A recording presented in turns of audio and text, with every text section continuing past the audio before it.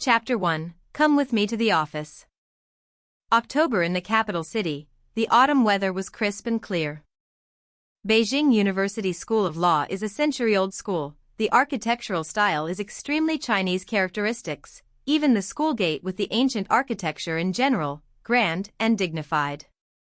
Xinzi appreciated the beautiful scenery along the way, the courtyard of the artificial lake watercolor light like emerald green silk.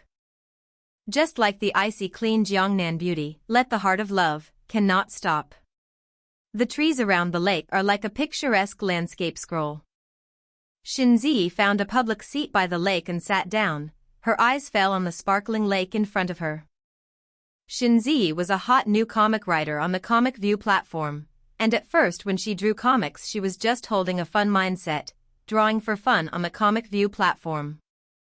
However, because her drawing style and storyline were loved by many people, the number of fans on the platform continued to soar at a rate visible to the naked eye. Therefore she was on fire. Fire completely. With her own strength, her first comic Girls' Heart Matters dominated the front page of the platform and its cover for a whole month.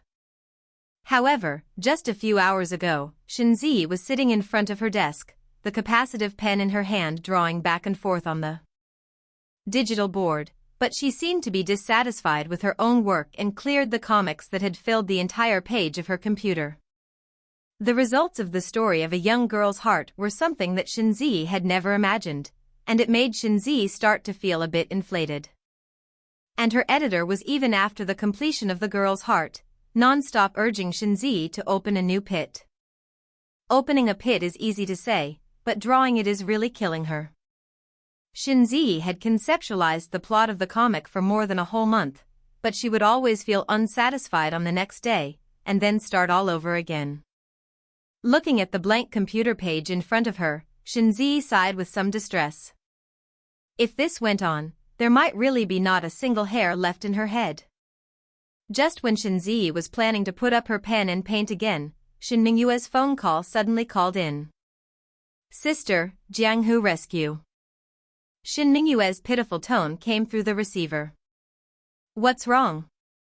I snagged tickets to my male god's concert a while ago, so I'm on my way to the airport now, but there's a section of law theory in the afternoon, so please help me go to it, okay? As if she was afraid that Xinzi wouldn't agree, Xin Mingyue didn't forget to continue to add, I've already missed 2 classes before, if I don't go this time I'll fail the class, sister please. Does your mom know that you don't go to class to watch idols? On the phone, Xin Mingyue was silent for a moment. Sister, please don't tell my mom. I really just rebelled once, as the saying goes, if you're young and don't rebel, when do you rebel, right? So my good sister, you just help me, please. Xinzi sighed helplessly and stood up from her position to the window. Outside the window was a bright, sunny day, and the weather was good, also suitable for a comic book author like her who had run out of inspiration to go out and find some fresh inspiration. All right, just this once. Thanks, sis. I'll send you the classroom later. After hanging up the phone, Xinzi glanced at the time displayed on her cell phone. Even though it was still early for class, she didn't want to continue staying at home, so she changed her clothes and went out the door. During this period of time, in order to be able to draw the content of the new comic, Xinzi almost closed herself in her home.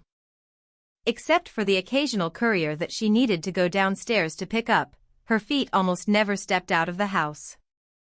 Originally thought that staying at home alone would allow her to better complete the comics, but she didn't expect that not only did her inspiration dry up, but her whole person also began to become more and more anxious, so anxious that later even she didn't know what to do.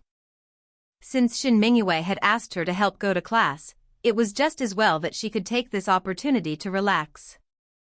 You know what? I heard that there's a super handsome professor coming to our college. Just now when I was teaching Professor Wang's homework again I was hearing a few of their professors talking there. The voice of the girl passing by in company interrupted Xinzi's thoughts. Xinzi turned her head to look at the girls who were walking away, and the sound of their chatting could still vaguely reach her ears. I seem to have heard that the professor's surname is Gu, I heard that he's very handsome. I really want to see what he looks like. Maybe I'll have the chance to meet this handsome professor in the future.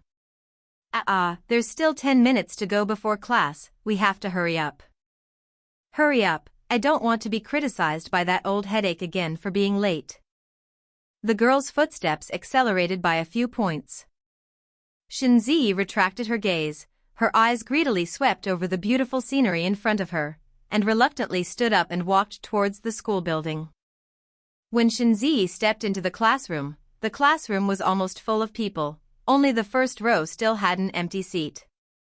She looked at the first row facing the center of the podium, hesitated for a moment, and had to sit down. She took out her book and pen from her bag so that she wouldn't be caught by the professor during class. Shinzi glanced at the time on her cell phone. There was still 1 minute left before class started. The originally noisy classroom was inexplicably quiet. Shinzi felt a little strange. She raised her head, and at a glance, she bumped into the figure that walked in from the doorway.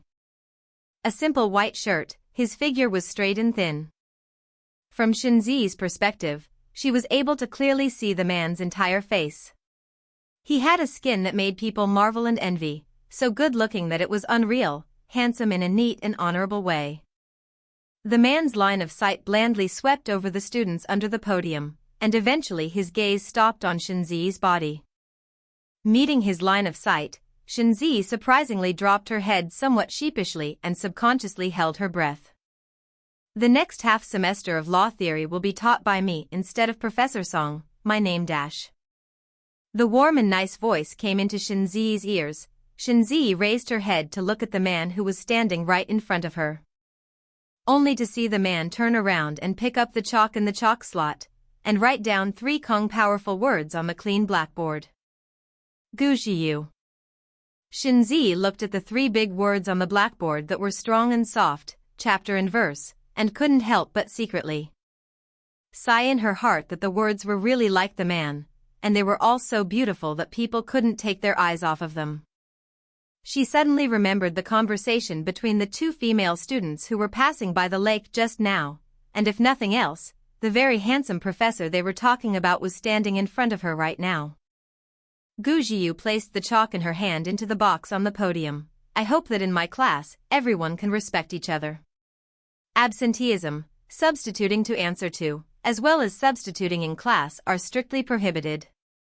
Perhaps because the aura he brought with him was just too powerful, the students under the stage looked at me and I looked at you, but none of them dared to open their mouths to speak. Shinji couldn't help but thump in her heart when she heard these words. Because she was the one who substituted for the class. Alright, that's all that needs to be said, next we'll start the roll call. Gujiyu picked up the roll call book. By the way, I've already gone over the faces of the students in the class before the lesson, so whether there's any substitutes or not is clear in everyone's respective mind. Inexplicably being ordered, Shinzi's face was hot. Just now when Gujiyu was saying this sentence, his eyes fell impartially. On her body, his deep eyes, although there was no emotion in them, they still stared at Shinzi, feeling hairy in her heart. She closed her eyes and pretended to be calm. When Gujiyu pointed to Shun Mingyue's name, Shinzi froze for a second before sheepishly answering to. But on the contrary, when her word had just spat out a syllable from her mouth, an unknown boy sitting in the back row said in a loud voice. Professor Gu, Shun Mingyue, she took a leave of absence. Shinzi's heart stuttered. Which one is this? How come Shun Mingyue didn't tell herself that there would be such a thing? She could clearly feel the man's thoughtful eyes were resting on her body. Shinzi lowered her head and looked at the blank notebook in front of her. Her thoughts were confused. Thinking back to the time when she went to college, many people in the class were looking for someone to take over the class, all without being discovered by the professor, only she obediently finished every class. But what Shinzi did not expect was that the first time she helped someone to substitute for a class, she was so out of her depth that she was caught in the act. Shinzi's mood was a little complicated. She carefully raised her eyes to look at the man, only to see Gujiyu just silently put the roster in his hands to one side, and then picked up the lesson plan and the computer on the side. and earnestly recounted the content of the lesson. The man's lips were very thin, and his sword-like eyebrows flew diagonally into the strands of dark hair at his temples. His side face was extremely handsome, and his profile was impeccable, as if it was a perfect carving in the hands of an artist. He just stood on the podium, not quite in a gaze swept over from time to time, reserved and cold all in one, like a pine and bamboo after the snow, attracting attention. Looking at the beautiful man near at hand, Shinzi holding the pen hand involuntarily in the blank notebook depicted the man's appearance, and even did not forget to draw a cue version of the small man in the corner. Shinzi looked at her masterpiece with satisfaction, raised her eyes to see the man's movements, and did not forget to draw a pair of small hands for the cue version of the villain, while in her hand was a long teaching stick. The man on the podium was seriously talking about various cases. His voice was clean and low, just like an elegant cello tune that made people's hearts swirl. The students in the classroom were seriously taking notes. The whole classroom was even more silent, in addition to Gu Jiu's nice voice, only to be able to hear the subtle sound of everyone rustling and writing. Only Shinzi, with her head lowered, seemed to be seriously taking notes, but was actually drawing the man on the podium. Shinzi drew fascinated. Not long after the original blank page was filled with cue version of Gu Jiu, and each cue version of the villain is different look and action, looks both cute and vivid. Shinzi was satisfied with her masterpiece, but she didn't realize that the man who was originally standing on the podium suddenly walked down. Until Shinzi felt a shadow cover in front of her, and a line of sight that could not be ignored was coming from the top of her head. The movement she was planning to turn the page lurched as she raised her head and crashed into the man's deep eyes. Gu Jiu watched the girl in front of him as her expression shifted from puzzled to flustered, and his line of sight moved away from her face without leaving a trace, resting on the notebook spread out in front of Shinzi. Shinzi swallowed nervously, sweating for herself in her heart.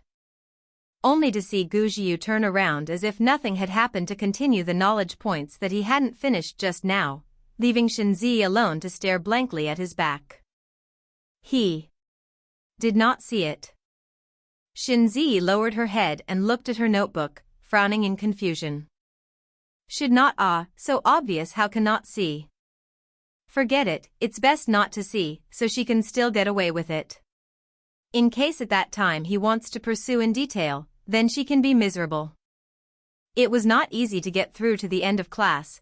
Shinzi had just packed up her things and stood up from her seat. When she looked up, Gu Jiu was standing in front of her. Out of politeness, Shinzi stiffly greeted Gu Jiu, "Good day, Professor Gu." Gu Jiu nodded lightly. "Come with me to the office." Chapter 2. Think 100 times is too little? In the office, Shinzi was sitting in the reception couch with a lifeless face. The office was spacious and the decor was very simple. The spring sunlight through the glass window fell on the desk, and the black pen on the desk reflected a nice arc of light. Shinzi adjusted her upright sitting posture, and after looking around her surroundings, she finally landed her gaze on the fountain pen on the desk, and her heart silently built a grave for herself as well as her sister, Shin Mingyue. She looked sideways at the office door that wasn't closed tightly, and vaguely she could still hear the sound of a man on the phone outside the door. Shinzi lowered her head and opened her cell phone, tipping off her good sister. Dear Ms. Mingyue, now I have a good news and a bad news. Which one do you want to hear first? Shin Mingyue, who had just gotten off the plane, saw the message from her sister as soon as she opened her phone. She was standing in the airport hall with her suitcase by her legs. She put one hand on the rod of her suitcase and the other hand suspiciously sent out a question mark and then followed it up with a reply. Shin Mingyue, good news. Shinzi replied, the good news is that maybe this professor found out about me helping you with your classes.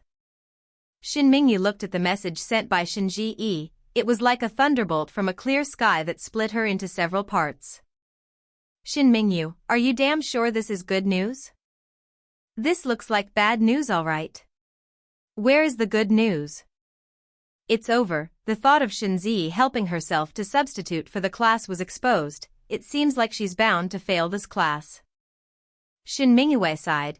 She would like to see how much worse the other bad news can be than this good news.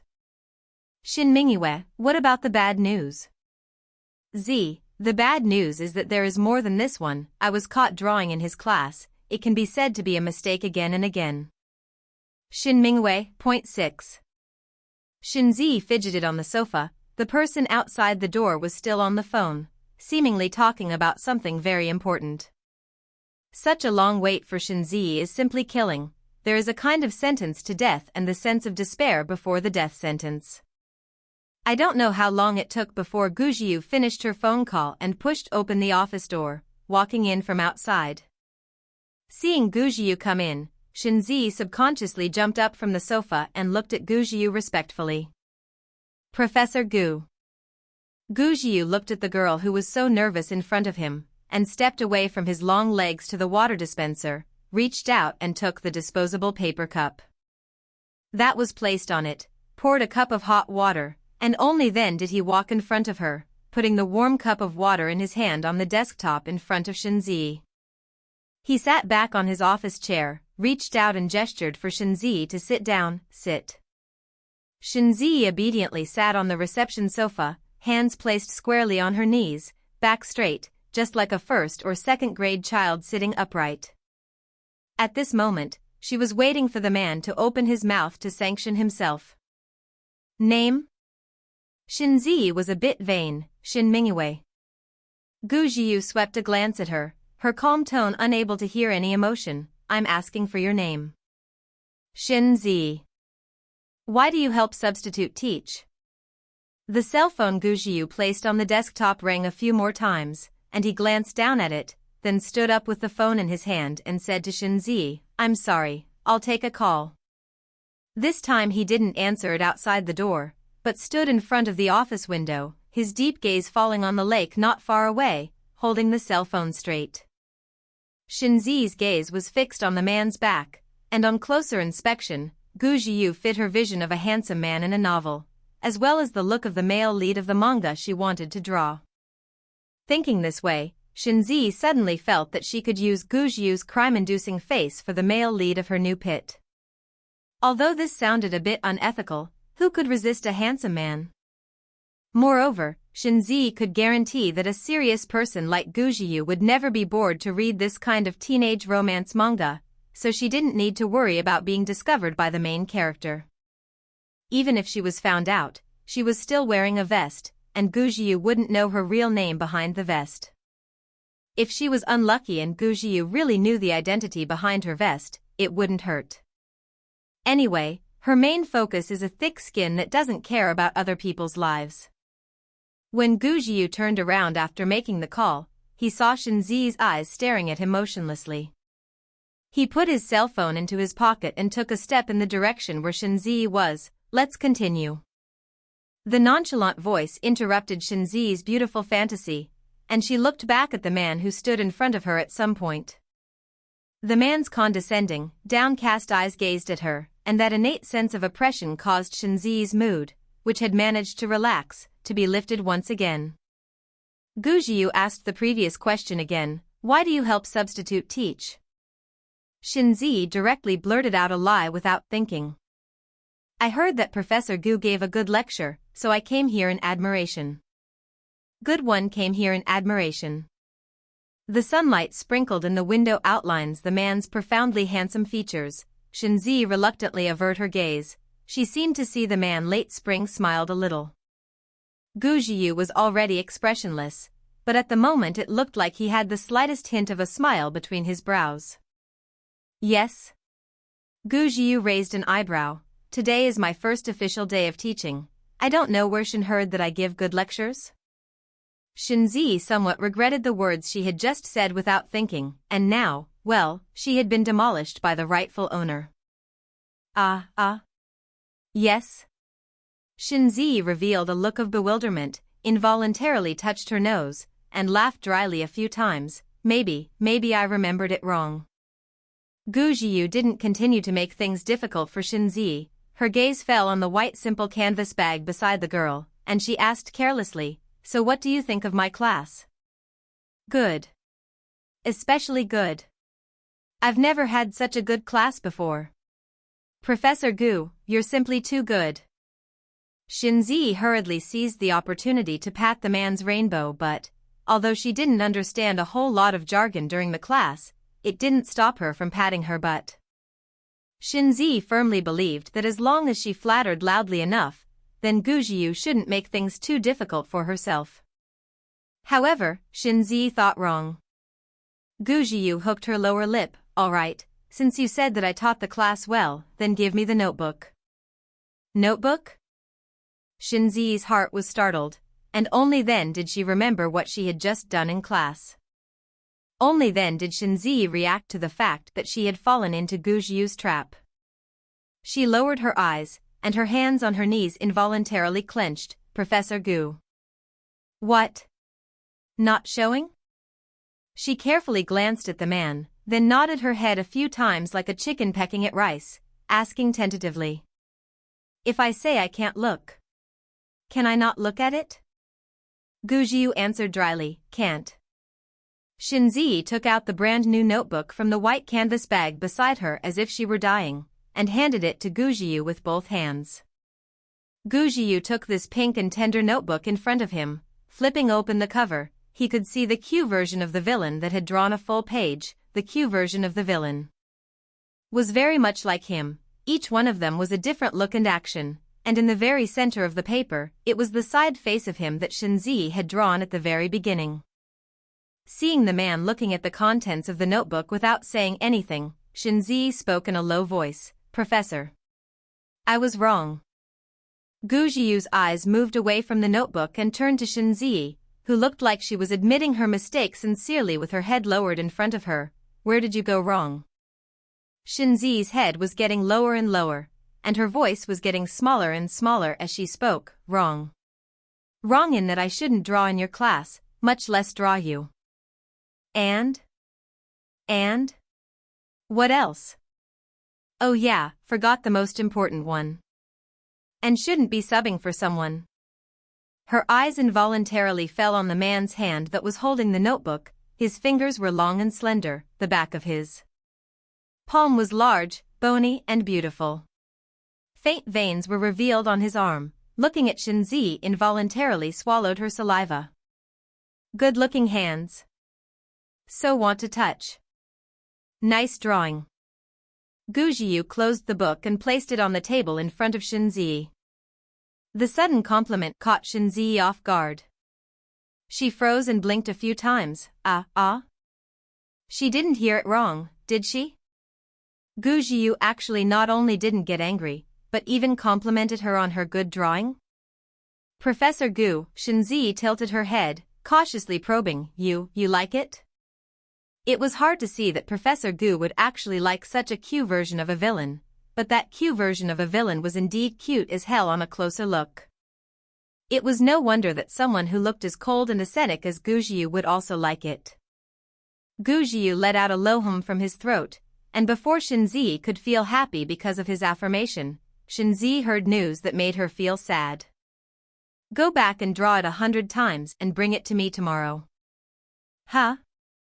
The corner of Shinzi's mouth twitched, so she had just fallen into his trap once again. However, she had only agreed to help Shin Minghua with this class today, so she wouldn't show up at the Kyoto Law School tomorrow either. Since that was the case, it didn't seem to matter if she drew this 100 times or not. Didn't you say that you thought I was good in class? As if Gujiu had seen through that little bit of Shinzi's mind, she promised.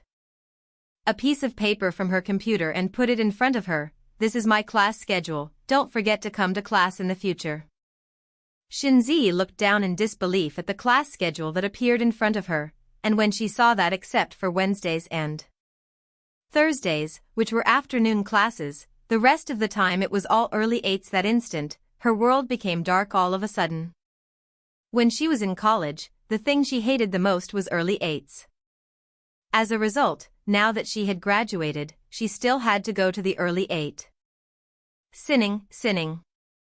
Shinzi froze for dozens of seconds, but still could not hold back a whispered shit.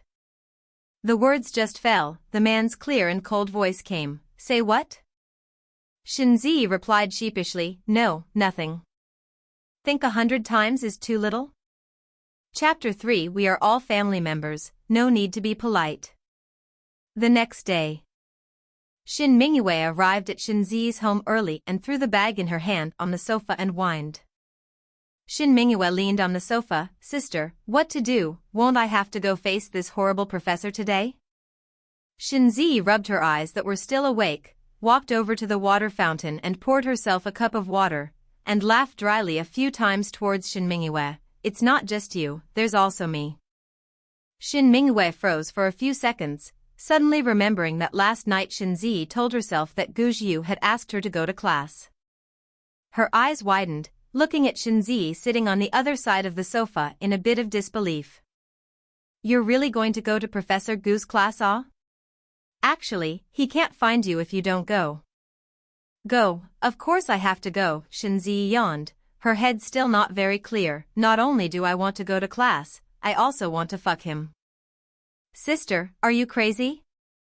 Shin Mingyue came to Shinzi's side and touched Shinzi's forehead with the back of her hand. Strange, there's no fever either, then how could she say such words about tigers and wolves? After returning from Gu Jiu's office yesterday, Shinzi didn't even turn on her computer and digital board, and has been sitting in front of her desk drawing the 100Q version of Gu Jiu. Not to mention, the more she drew, the more she liked Gu Jiu's looks, which led to her not being able to stop drawing until the end. But perhaps it was because she drew the 100Q versions of Gu Jiu before she went to bed that when she lay down on her bed and prepared to go to sleep, the image of Gu Jiu standing on the podium in class still appeared in her mind. Of course, the one standing on the podium in her mind was the Q version of little Gu Jiu. Thinking about it, Shinzi closed her tired eyes and entered dreamland. In her dream, she dreamed of Gu Jiu. In her dream, Gu Jiu stood in front of her wearing a white shirt and black pants, and through the shirt she was able to vaguely see the man's well-hidden body. Gu Jiu stepped towards her step by step, and finally pressed her against the wall and lowered his head to kiss her. When Shinzi was woken up in the morning by Shin Mingyue, the half of her face that was pressed against the pillow was frighteningly hot. I'm fine, Shinzi gently patted away Shin Mingyue's hand that was pressed against her forehead. I'm serious, if one day I become your senior mother dash. Before Shinzi could finish her words, she was interrupted by Shin Mingyue. That's impossible. Although she hadn't met this new professor of hers yet, when she looked through the school's forums yesterday, she had already seen cases of quite a few teenage students who wanted to ask Gu Jiu for her contact information but were rejected. Come on, I'm just kidding, Shinzi smiled and looked up at the clock hanging on the wall. It's getting late, wait for me to wash up, we have to go to class. Shin Mingyue looked at Shinzi's back as she walked into the bathroom and shook her head helplessly. She couldn't figure it out, although Gu Jiu did look a bit better looking, but it wasn't worth sacrificing the time she could sleep to go to the morning 8 that made college students miserable. When Shinzi walked out once more, the pajamas on her body had been replaced with a sexy wraparound skirt. Let's go. Shin Mingyue gazed at Shinzi's hot outfit with a complicated gaze. The tight wraparound hip skirt outlined her soft and slender waist, and her slim figure captured people's hearts. She opened her mouth with some uncertainty and asked, Sister, are you sure? You're going to dress like this to find Professor Gu? Shinzi glanced down at her own outfit, which was a dress code that she had purposely searched for a long time on a certain dressing software yesterday. What's the problem? Your purpose is also too obvious, right? Shin Mingyue tugged at the corner of her mouth. I feel like someone like Professor Gu would like that kind of pure white rabbit, you know? How can you be sure that he wouldn't wear this kind of sexy one? Shin Mingyue calmly took a sip of the water in her hand. Guess. Shinzi frowned and thought for a while, or decided to change again into a small dress that looked a bit fresher, which led Shin Mingyue to rush to the law school of Beijing University. Because of the delay on the road, when Shinzi and Shin Mingyue arrived at the classroom, the class had already started. Gu Jiu's lecturing voice paused, and her gaze fell on Shinzi and Shin Mingyue who were standing in the doorway. Shinzi swallowed nervously, and just as she was searching for a reason to explain herself to Gu Jiu, she heard the man standing on the podium say, "Come in, come to my office one by one after class." After class, Shinzi and Shin Mingyue stood at the door of the office, neither of them willing to go in first.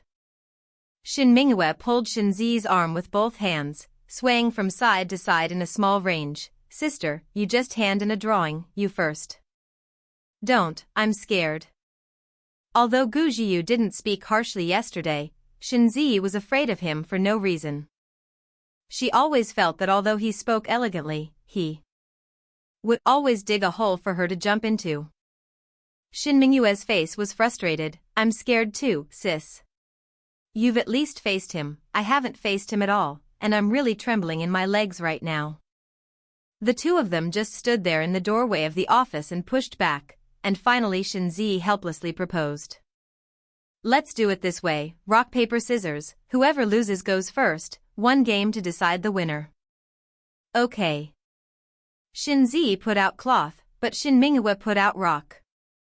Seeing that she had lost, Shin Mingyue wailed in pain, endured the tension in her heart and carefully knocked on the door of Gu Jiu's office. Inside came the man's clear and moist voice, "Come in." Shin Mingyue fearfully pushed open the office door and called out in a small voice, "Professor Gu." And then the content of Shinzi is not known. She looked at the office door in front of her eyes that was tightly closed. Her heart also involuntarily began to tense up. I don't know how long I waited before Shin Mingyue walked out of the office. As soon as she came out, she couldn't help but spit out to Shinzi. "I'm really going to be pissed off by him. Obviously the person is so good looking, but as a result, how can he speak so? It seriously doesn't match his face value. A good face turned out to have a long mouth. It's simply a fresh flower stuck in cow dung." Shinzi blinked. "It's not that serious." She felt down. "Okay." Although she always liked to dig a hole, it wasn't particularly excessive.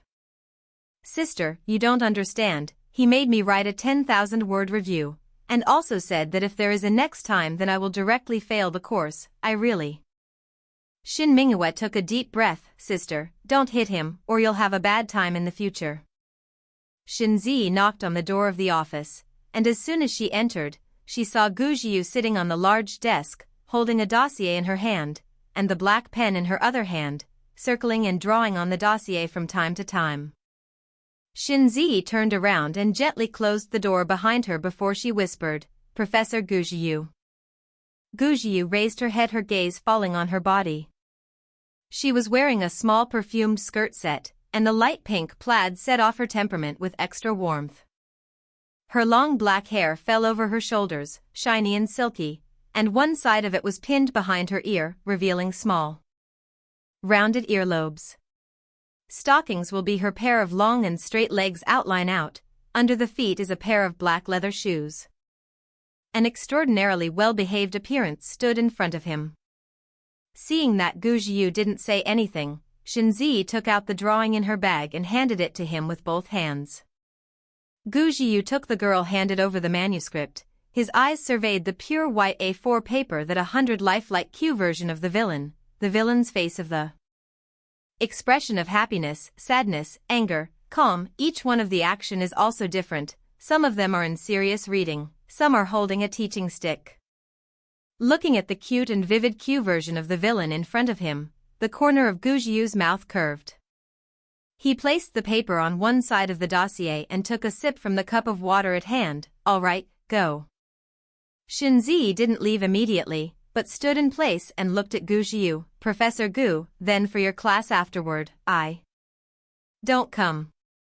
Shinzi's heart froze. "Not. Don't use it anymore?" Gu Jiu met his confused eyes and spoke out to explain, "You're not my student, you deserve and don't need to appear in my class." Shinzi was not his student, and he had no reason to pull people to listen to his class. Moreover, he also did not have the need and moreover did not have the effort to care about a person who was not related to him. Shinzi dropped her eyes with some loss and nodded. "Oh, okay. Then Professor Gu, I will leave first." After receiving Gu Jiu's permission, Shinzi's gaze greedily lingered on his body for a few more seconds before she reluctantly exited the office. Just after Shinzi exited, Shin Mingyue, who was standing outside the door waiting, couldn't wait to welcome her. "Sister, how was it? Is Professor Gu fierce?" "It's not fierce," Shinzi sighed, "it's just that I won't have to come to his class from now on." Looking at Shinzi's lost look, Shin Mingyue felt a bit puzzled. "Isn't that a good thing? Why are you still unhappy?" "Because if I don't come to class then I can't see him, I can't draw new comics." After all, Shinzi was planning to use Gujiu as the prototype for the hero of her new manga, so it was only right that she should need to learn more about his character. Plus, Gujiu was so good-looking, as if he had been carefully sculpted by Nuwa, that she really couldn't take her eyes off him. It wasn't enough to look at, it simply wasn't enough to look at. But actually looking at the handsome man was secondary, drawing the new pit was the main purpose. Shinzi and Shin Mingyue both walked towards the outside of the school gate while talking. "Sis, just now Grandpa called me and said that there are important guests coming in the evening, so he asked us to come home for dinner." Shinzi nodded her head, "Good." In October in the capital, the autumn breeze was slightly cool, but the sun was still shining hotly on the earth. Along the way, there were quite a few students' gazes towards their location. Shinzi completely ignored them and continued to walk towards the school entrance with Shin Mingyue as if nothing had happened. Suddenly, a male voice interrupted their conversation. Shinzi and Shin Mingyue stopped their steps and looked at the boy they were talking to. The boy was wearing a black jacket with a duck-tongued cap on his head, and looked at Shinzi with a smile at the corner of his mouth. "Sister, can you give me a contact information?" "No." Shinzi opened her mouth, the syllable of the word no was just spat out, and then she heard Shin Mingyue beside herself say with an excited face, "Yes, yes, I'll give you my sister's contact information." After the boy left, Shin Mingyue put her cell phone back into her bag with satisfaction. Shin Mingyue looked at the boy's distant figure with a smile and turned her head to Shinzi. "Sister, I'm serious, you can't stand a devil like Professor Gu, so you might as well consider thinking about a male college student like this." The corner of Shinzi's mouth twitched. "Then I have to thank you for saying that?" Male college students were of course good, young and energetic, but Shinzi was not a fan of sibling love, and even felt that in a relationship like sibling love, she would stereotype herself as being the one who would be tired. Shin Mingyue waved her hand. "We are all family members, no need to be polite." Chapter 4 Since Ms. Shin minds, it won't be a bother. At 10 minutes after nightfall, Shinzi and Shin Mingyue both came to the hotel private room that Grandpa Shin had booked. This is a standard European-style courtyard combined with a courtyard. The center of the courtyard, there is a small bronze sculpture fountain, crystal water droplets splashing down on the surrounding grass. In the sunlight shines with a charming luster. Shinzi followed the waiter as he walked towards the private room, enjoying the scenery of the courtyard along the way.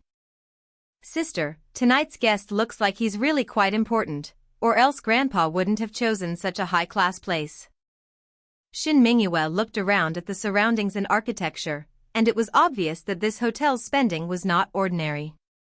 The people who walked past them from time to time were almost all dressed in formal suits, seemingly all here to talk about business cooperation.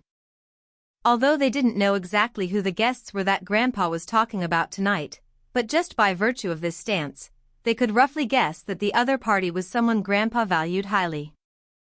The waiter who walked in front respectfully pushed the door of the private room open, and Elder Shin had already sat in the center of the private room and waited. Shinzi and Shin Mingyue greeted Elder Shin, "Grandpa." Seeing Shinzi and Shin Mingyue, two people appeared at the entrance of the private room. His face squeezed out a kind smile. "Z and Yaya came. Come on, sit next to Grandpa." The two people sat down on both sides of Grandpa Shin respectively. Just after sitting down, Shin Mingyue couldn't help but gossip with Elder Shin. "Grandpa, who is the important guest you said? You guys will know when he comes." Elder Shin stepped off and twisted his head to look at Shinzi sitting on his other side with a smile. The guest who came tonight is a few years older than your age, but the other party is very good, so you guys can exchange ideas.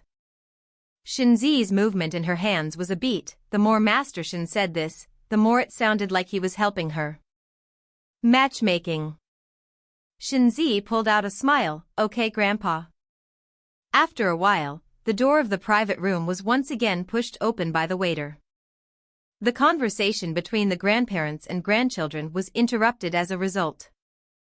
The three of them turned their heads to look at the door of the private room. Shinzi and Shin Mingyue were even more curious as to what kind of big shock could make Grandpa entertain them so grandly. When the two of them saw the person standing outside the door, their mouths grew wide and they froze there at a loss for words. How could it be? Grandpa Shin beckoned towards Gujiu. Xiaogu is here. Come, sit down. Gujiu's gaze swept past the two girls beside Master Shin and calmly walked into the private room. Sorry, I'm late for the traffic jam on the road. No harm done. Master Shin waved his hand and introduced his two precious granddaughters to Gujiu. Xiaogu, this is my eldest granddaughter Shinzi, and this one is my youngest granddaughter Shin Mingyue. Subsequently, Master Shin said to his two granddaughters, this is Gujiu, slightly older than you by a few years, the grandson of Grandpa's former comrade-in-arms. Master Shin used to have a very good relationship with Master Gu, but it was only because Master Gu got cancer that he passed away, and since then the two families have had very little interaction. It wasn't until later that Gujiu had the honor of being Master Shin's student, and because Gujiu's family was a bit complicated, Master Shin didn't even seem to have met Gujiu's parents, not even at parent-teacher conferences. At first, Mr. Shin just felt that this child is poor, no parents tube all rely on their own, so the Gujiu as their own children general treatment. Master Shin took a sip of the tea in his hand. I heard that you just went to teach at the law school of Beijing University? Gujiu calmly nodded. Yes, just arrived. Elder Shin nodded. And Mingyue happens to be attending classes at the Capital University Law School where you teach right now. Shin Mingyu was a little too weak to raise her head to look at Gu Jiyu. During the day she had been lectured by Gu Jiyu and almost cried out directly in the office. As a result, now this devil appeared in front of her again. But out of politeness, she also had no choice but to harden her head. Professor Gu. Why would Grandpa know Professor Gu? If she had known it would be Gujiu, she would have definitely found a reason to excuse herself today. Sitting on the other side of Shinzi's mind is not far from Shin Mingyue's, and what's even more outrageous is that before she came here, her grandfather had specially instructed her to let the two of them communicate with each other. The first thing you need to do is to talk to Gujiu. This is equivalent to wanting her life. Elder Shin laughed and continued to chat with Gujiu, prying into his relationship. Xiaogu, do you have a girlfriend now? Shinzi's action of clamping the vegetables gave a start, perking up her ears as she waited for Gujiu's answer. No.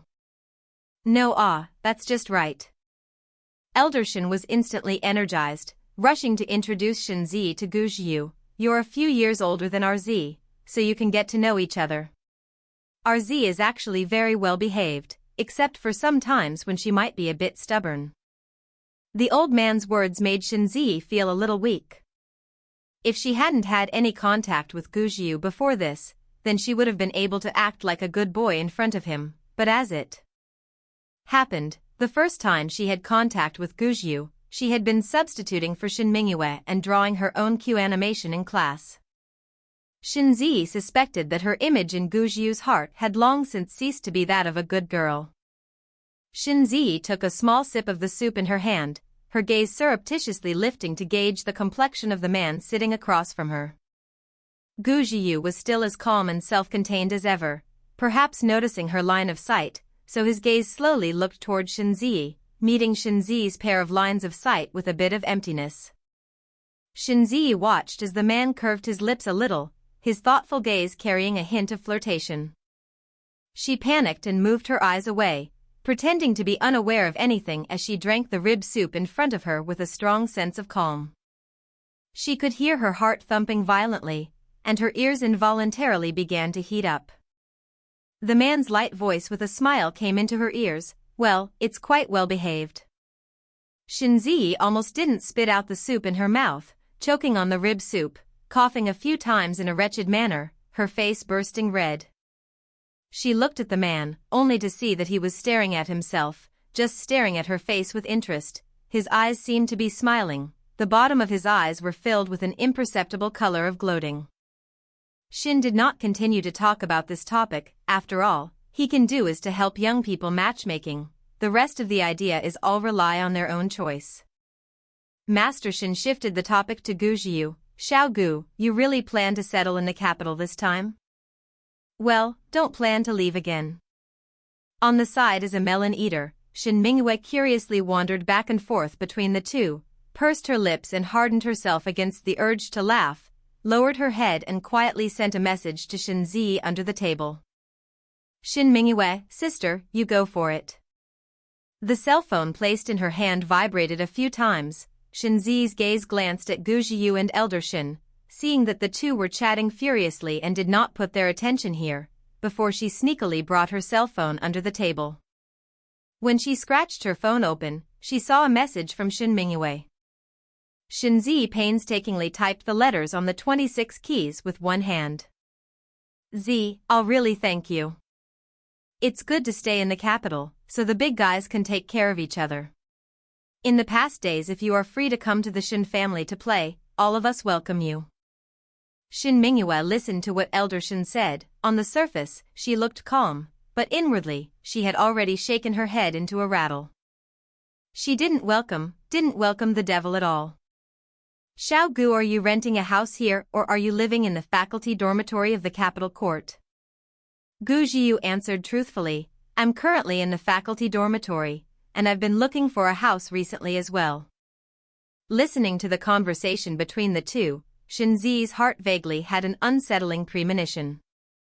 Before she had time to think about it in detail, she heard her grandfather say, Xiao Gu, if you don't suggest it, you can stay at Zi's house first. I don't feel comfortable with her living alone in a girl's house, and you're in just the right place to help me keep an eye on her a little bit as well. Shinzi, shocked, turned his head to look at Shin. Old man, what assured not assured, she has moved out to live alone for a year or two, also did not see him say before not assured Just right you can also understand more deeply. Shinzi's heart was clear, not assured that she was alone is false, want to let her and Gu Jiu two people deeper understanding is true. Shinzi glanced nervously at Gu Jiu, who was sitting there without saying anything, and the man's face was still expressionless, making it impossible to tell whether he was angry or not. Seeing her grandfather still want to say something, Shinzi hurriedly interrupted with a panicked voice, Grandpa, I'm with Professor Gu, it's not good to be alone with a man and a woman. Gu Jiu sized up the girl, taking in her flustered expression. Only to see him slightly hook his lips, since Ms. Shin minds, it won't be a bother. Shinzi violently turned her head to look at him, and was caught off guard when she slammed into the man's deep eyes. She didn't know whether it was her own illusion or not, but she always felt that Gu Jiu's words smelled like green tea. The corners of the man's mouth hung with a light smile, but saw Shinzi's heart hairy. This dinner was like sitting on pins and needles. Shinzi has never felt that the dinner time will be so long to despair. After dinner, the four of them walked out of the hotel. Master Shin took Shin Mingyue and got into the car together, leaving Shinzi and Gu Jiu standing awkwardly on the side of the road. Master Shin rolled down the car window, his face still had an amiable smile. Xiao Gu, can I trouble you to send Zi home? Gu Jiu answered without the slightest hesitation, okay teacher. Only then did Master Shin nod reassuringly, ordering the driver in the front row to start the car. The moment the car window was closed, Shinzi saw Shin Mingyue, who was sitting inside, smilingly giving herself a cheering gesture. It was not until the car that Master Shin was sitting in disappeared from the vision of the two of them that Shinzi came back to her senses. She pursed her lips and said in a small voice, Professor Gu, I'll just go back on my own, I don't need to trouble you. Originally, she wasn't embarrassed, But for some reason when she learned that Gu Jiu actually knew her grandfather, and that her grandfather was thinking of setting the two of them up, she was actually a little unsure of how to face Gu Jiu. She was afraid that Gu Jiu would misunderstand that she had intentionally allowed Shen Laozi to arrange a blind date. The atmosphere was strangely quiet for a few seconds, and when Shen Zi met the eyes of the man in front of her, her hands hanging down at her side involuntarily pinched the hem of her coat. At this time, Gu Jiu took out the car keys from his pocket and pressed the light of this black Porsche that was in front of them. Let's go. Send you home. Chapter 5. Then can you touch me? In the days that followed, Shen Zi stayed at home, burying her head in the sand to create a new comic. The protagonist of the comic was still based on Gu Jiu, and naturally, the content of the drawing started when she was discovered to be a substitute teacher. After several days of revising the draft, Shen Zi finally sent the first draft of the manga, which had been revised more than 20 times, to the editor who had been urging her to open a new pit for several days. The next morning, the morning light slightly through the leaves sprinkled into the room, inside the big bed quilt bulging a bag. Shen Zi, who was lying under the quilt, was tightly frowning as she endured the life-threatening alarm clock ringtone that kept ringing at the foot of her bed. Shen Zi had been dying under the quilt for several minutes before she lifted her eyes with difficulty and reached out to fish for the cute kitten-shaped alarm clock placed at the foot of the bed. She probably glanced at the time. It was only 7:30. Previously, she had thought that she really needed to go to Gu Jiu's class every day, so that day when she went home Shen Zi had set the alarm clock. But now that Gu Jiu had actually said that she didn't need to go anymore, then this alarm clock set at 7:30 was useless. She let out a sigh of relief, sat on the bed and froze for a while before collapsing on the bed once again. Having not slept well for several consecutive days, Shen Zi was so sleepy that she couldn't even open her eyes, and the underside of her eyes was even black and blue. Just when Shen Zi's brain was about to go into hibernation once again, a discordant cell phone ringtone sounded in the quiet room. Tisk. Shen Zi furrowed her brows and moodily opened her eyes to look at the ceiling in an unpleasant mood. In her heart, she hated who on earth was calling her early in the morning. Shen Zi scratched her hair with some annoyance, and rolled over without intending to pay any attention to the cell phone that buzzed incessantly on the side. The coldly ignored cell phone ringtone quieted down after a few more rings, but soon rang in her ears once again.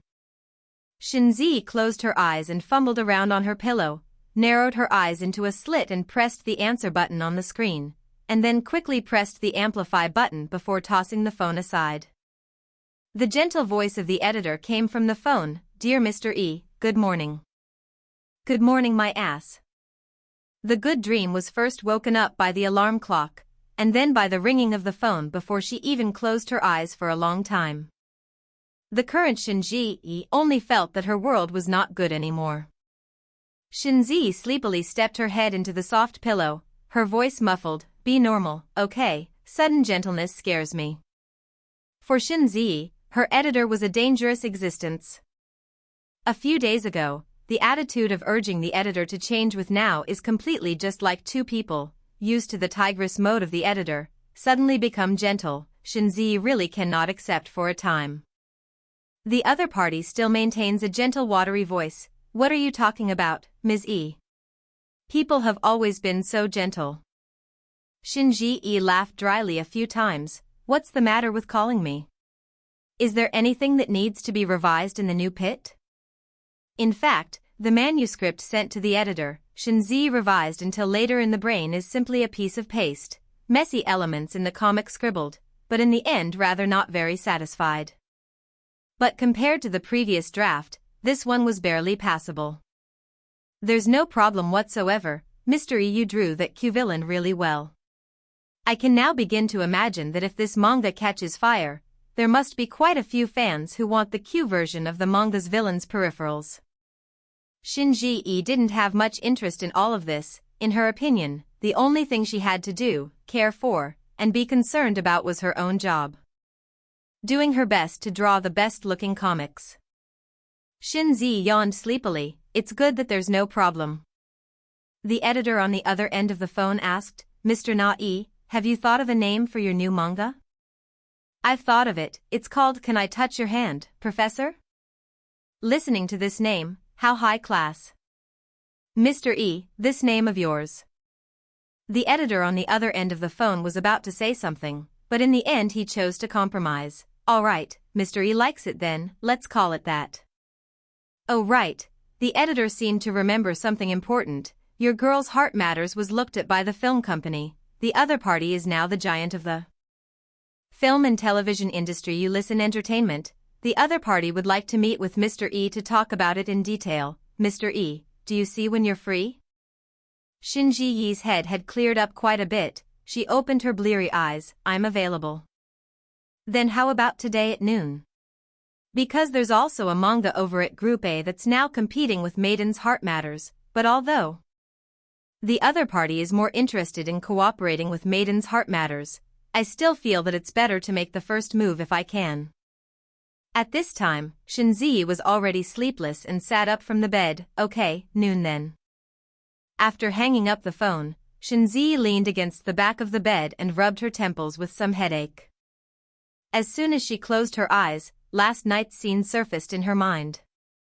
In the black Porsche 911, Shinzi sat in the co-pilot's seat in a slightly restrained manner, and although her gaze was firmly fixed on the vehicle in front of her, her afterglow was uncontrollably sneaking glances at the man beside her. Sitting beside her man, but there is no movement.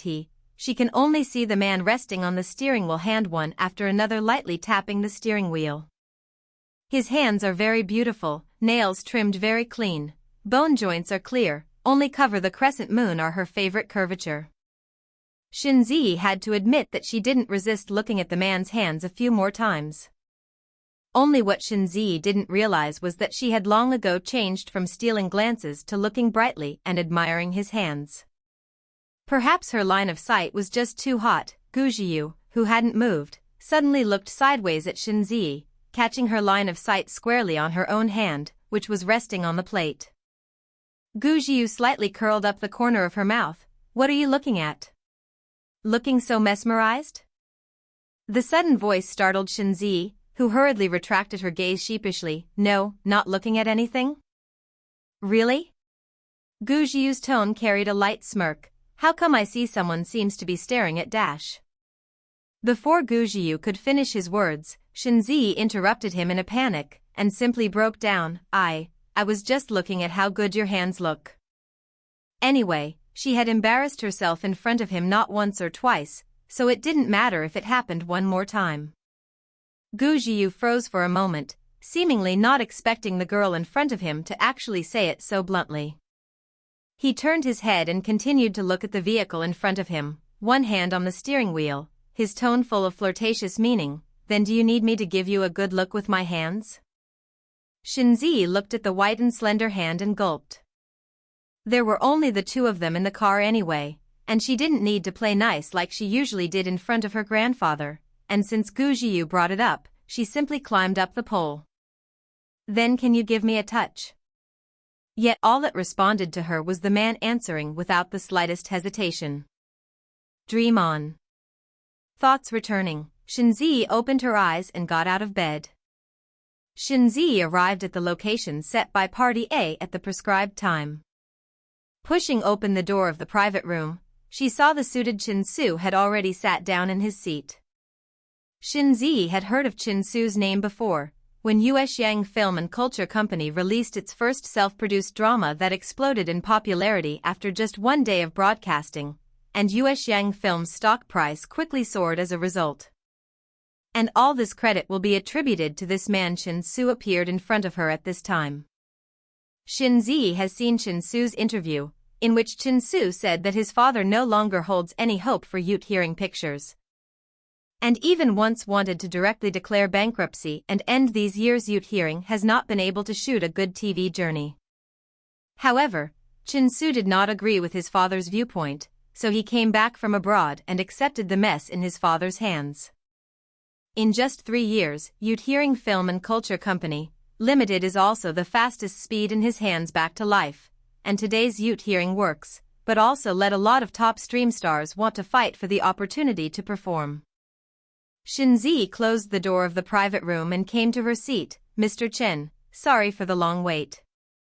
Seeing Shinzi arrive, Chin-Su had a rare smile on his face. Mr. Z is overstating things. I also just arrived not long ago. Waiting for the waiters to start serving food one after another, Chin-Su did not beat around the bush, but directly took out a contract from a side bag and pushed it in front of Shinji Yi. Teacher Yi, this is the contract we drew up, you take a look at it. If there is something you don't understand or are not satisfied with, we can talk about it in detail. Chin-Su loved this book Girl's Heart Matters, and even under his sister's favor, he, a big man, also started to frantically catch up with it, and even sometimes discussed the content of this comic with the employees in the company. In order to be able to sign this cooperation, he also specially found Shinzi's editor, proposed to meet with the author himself to talk about this cooperation matters, and obviously can let the staff write the contract. This time all is his hand to draw up. Shinzi smiled and turned over the contract that appeared in front of her. Okay, please wait. This was her first time signing such a formal company's contract. In the past, she saw many people on the internet complaining that there would be companies playing tricks in the contract, so Shinzi was very careful when reading it, almost reading it word by word. In the end, her eyes fell on the several digits of 0 and gradually widened.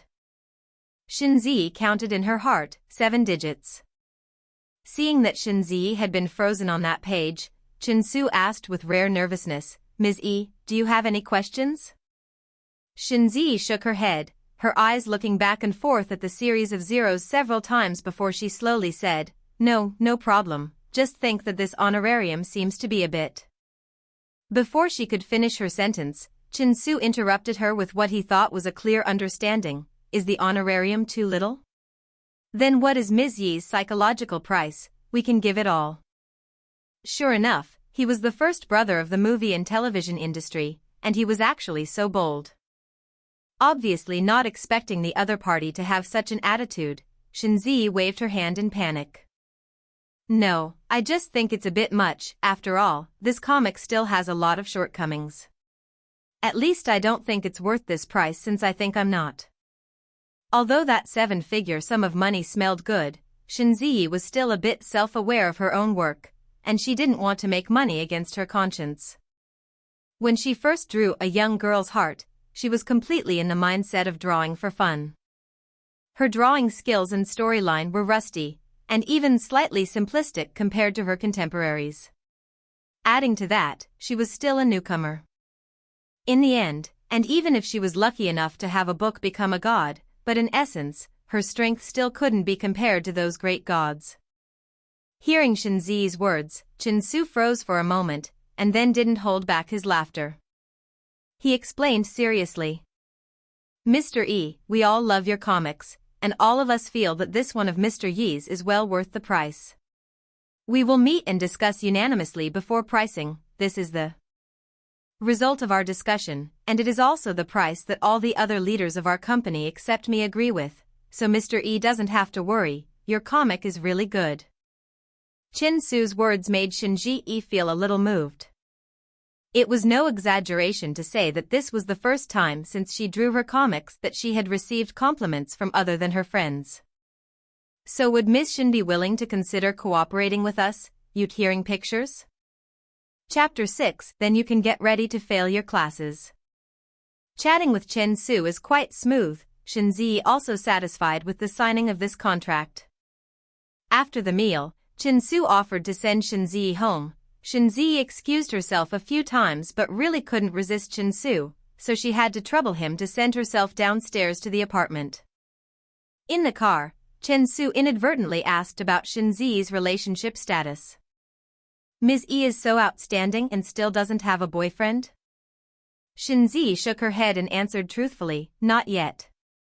Chin-Su said, just in time, I have a friend who is good-looking and has a good career, so I can introduce him to Teacher E when I have the chance. Shinzi smiled somewhat awkwardly and had to casually gloss over the topic. After getting down from the car, Shinzi ran to the fruit store in front of the apartment again and bought some fruit before going back. Shinzi stood in the elevator, tilted her head and looked at the numbers that kept rising, accompanied by a ding sound. The elevator door slowly opened. Shinzi stepped out of the elevator and froze when she saw the girl sitting in front of her house. Suchi? Suchi, who was sitting disheveledly on the ground, jerked her head up when she heard the voice. Shinzi looked at the girl in front of her with some disbelief. The girl pursed her lips tightly. The eyes that originally went to be clear were now red, and her eyes were even more swollen. Her beautiful cheeks are now covered with large and small, deep and shallow wounds. The clothes on the body is torn beyond recognition. Through the torn clothes, can even clearly dare to see the girl's body hideous wounds. Shinji hurriedly walked to Suchi's front, squatting down. Will be in the hands of the fruit to one side. Eyes full of heartache, reached out and gently stroked her bloodless face, anxious tone with heartache. Suchi, what happened to you? Suchi raised her hand, trembling as she held Shinji-yi's hand that was stroking her cheeks, and couldn't help the water mist from her swollen eyes. She just looked at Shinzi, forced a pained smile and shook her head. Shinzi assisted Suchi to stand up from the ground, and while rummaging through her bag for her keys, she still didn't forget to pacify Suchi beside her. Let's go home and talk about it. Suchi weakly leaned against the wall, half squinting eyes watching Shinzi from the bag to find the key, insert the key into the keyhole, turned a little, only to hear a slight snap sound. Shinzi pushed the door open, did not dare to slacken at all to help Suchi into the house. She placed Suchi on the sofa, then poured a cup of water and passed it to Suchi's face before sitting down next to her. Chichi, what exactly happened to you in these 3 months? Shinzi's heartbroken gaze swept over the injuries on Suchi's face, neck, and hands, and she couldn't help but frown. How did you suffer so many injuries?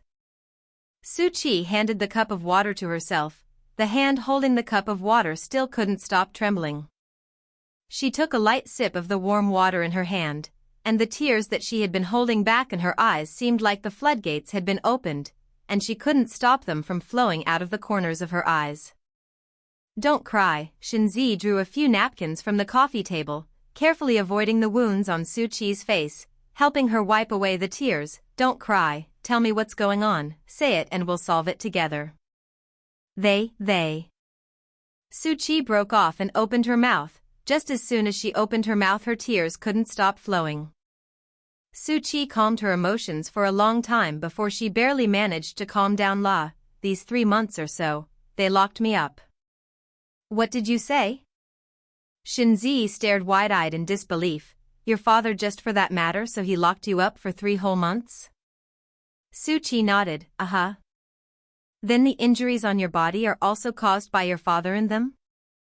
Suchi didn't speak again, just nodded in silence. Shinzi's brows tightly furrowed, so angry that she couldn't wait to go and confront that family right now. Too inhuman. To lock you up just for something like that, and to beat you up like this. The injuries on Suchi's face stung her eyes. She didn't dare to imagine what kind of place Suchi had been locked up in during these 3 months, and what kind of torture she had suffered. During these 3 months, Shinzi even deliberately went to the Su family to look for Suchi once, but the Su family said that Suchi had been very busy lately, and it was normal that she didn't have the time. But I didn't expect that they would do something so heartless. The Su family in the capital city was also a family with a reputation in the entire capital circle. Only the Su family is very chaotic. Suchi's father is the current head of the Su family. In the Su family compound to raise 3 wives and 4 concubines, everywhere in the fight for power with people hooked. All the wives are eyeing the property of the Su family head, and all kinds of open and secret fights never stop. 3 months ago, it was heard that the head of the Su family lost a lot of money gambling abroad, and even owed a huge sum of money, so the Su family is facing bankruptcy. This news came out, the Su family up and down is in chaos. Those originally only want to money of the ladies is to take advantage of the head of the family is not in the time, secretly roll cover to escape. The Su family's head of the family, that is, Suchi's biological father, in desperate times had to choose a road. That was to sell his daughter. On that day, Su-chi returned to the Su family mansion as usual, but overheard her father actually discussing with his debtors whether he could use her to offset the debt. Su-chi would never forget that scene. She hid behind a pillar and listened to the voices coming from the living room, and every word that jumped out of her own father's mouth was enough to break her heart. Sell your family's daughter to me to use to cover your debt? It's not impossible, but I, for one, just like clean. Don't worry about this, our family has a strict upbringing. I guarantee that my daughter is absolutely clean. At that moment, Su-chi only felt that her world was split into several parts by a thunderbolt. All those beautiful memories she once had in the Su family all flooded into her heart at once, hurting so much that she couldn't breathe. She angrily ran out from behind the pillar, interrupting the two people sitting in the living room talking. Su-chi glared at Su father, who was currently sitting on the sofa with a haggard face, picked up the tea on the table and threw it towards him.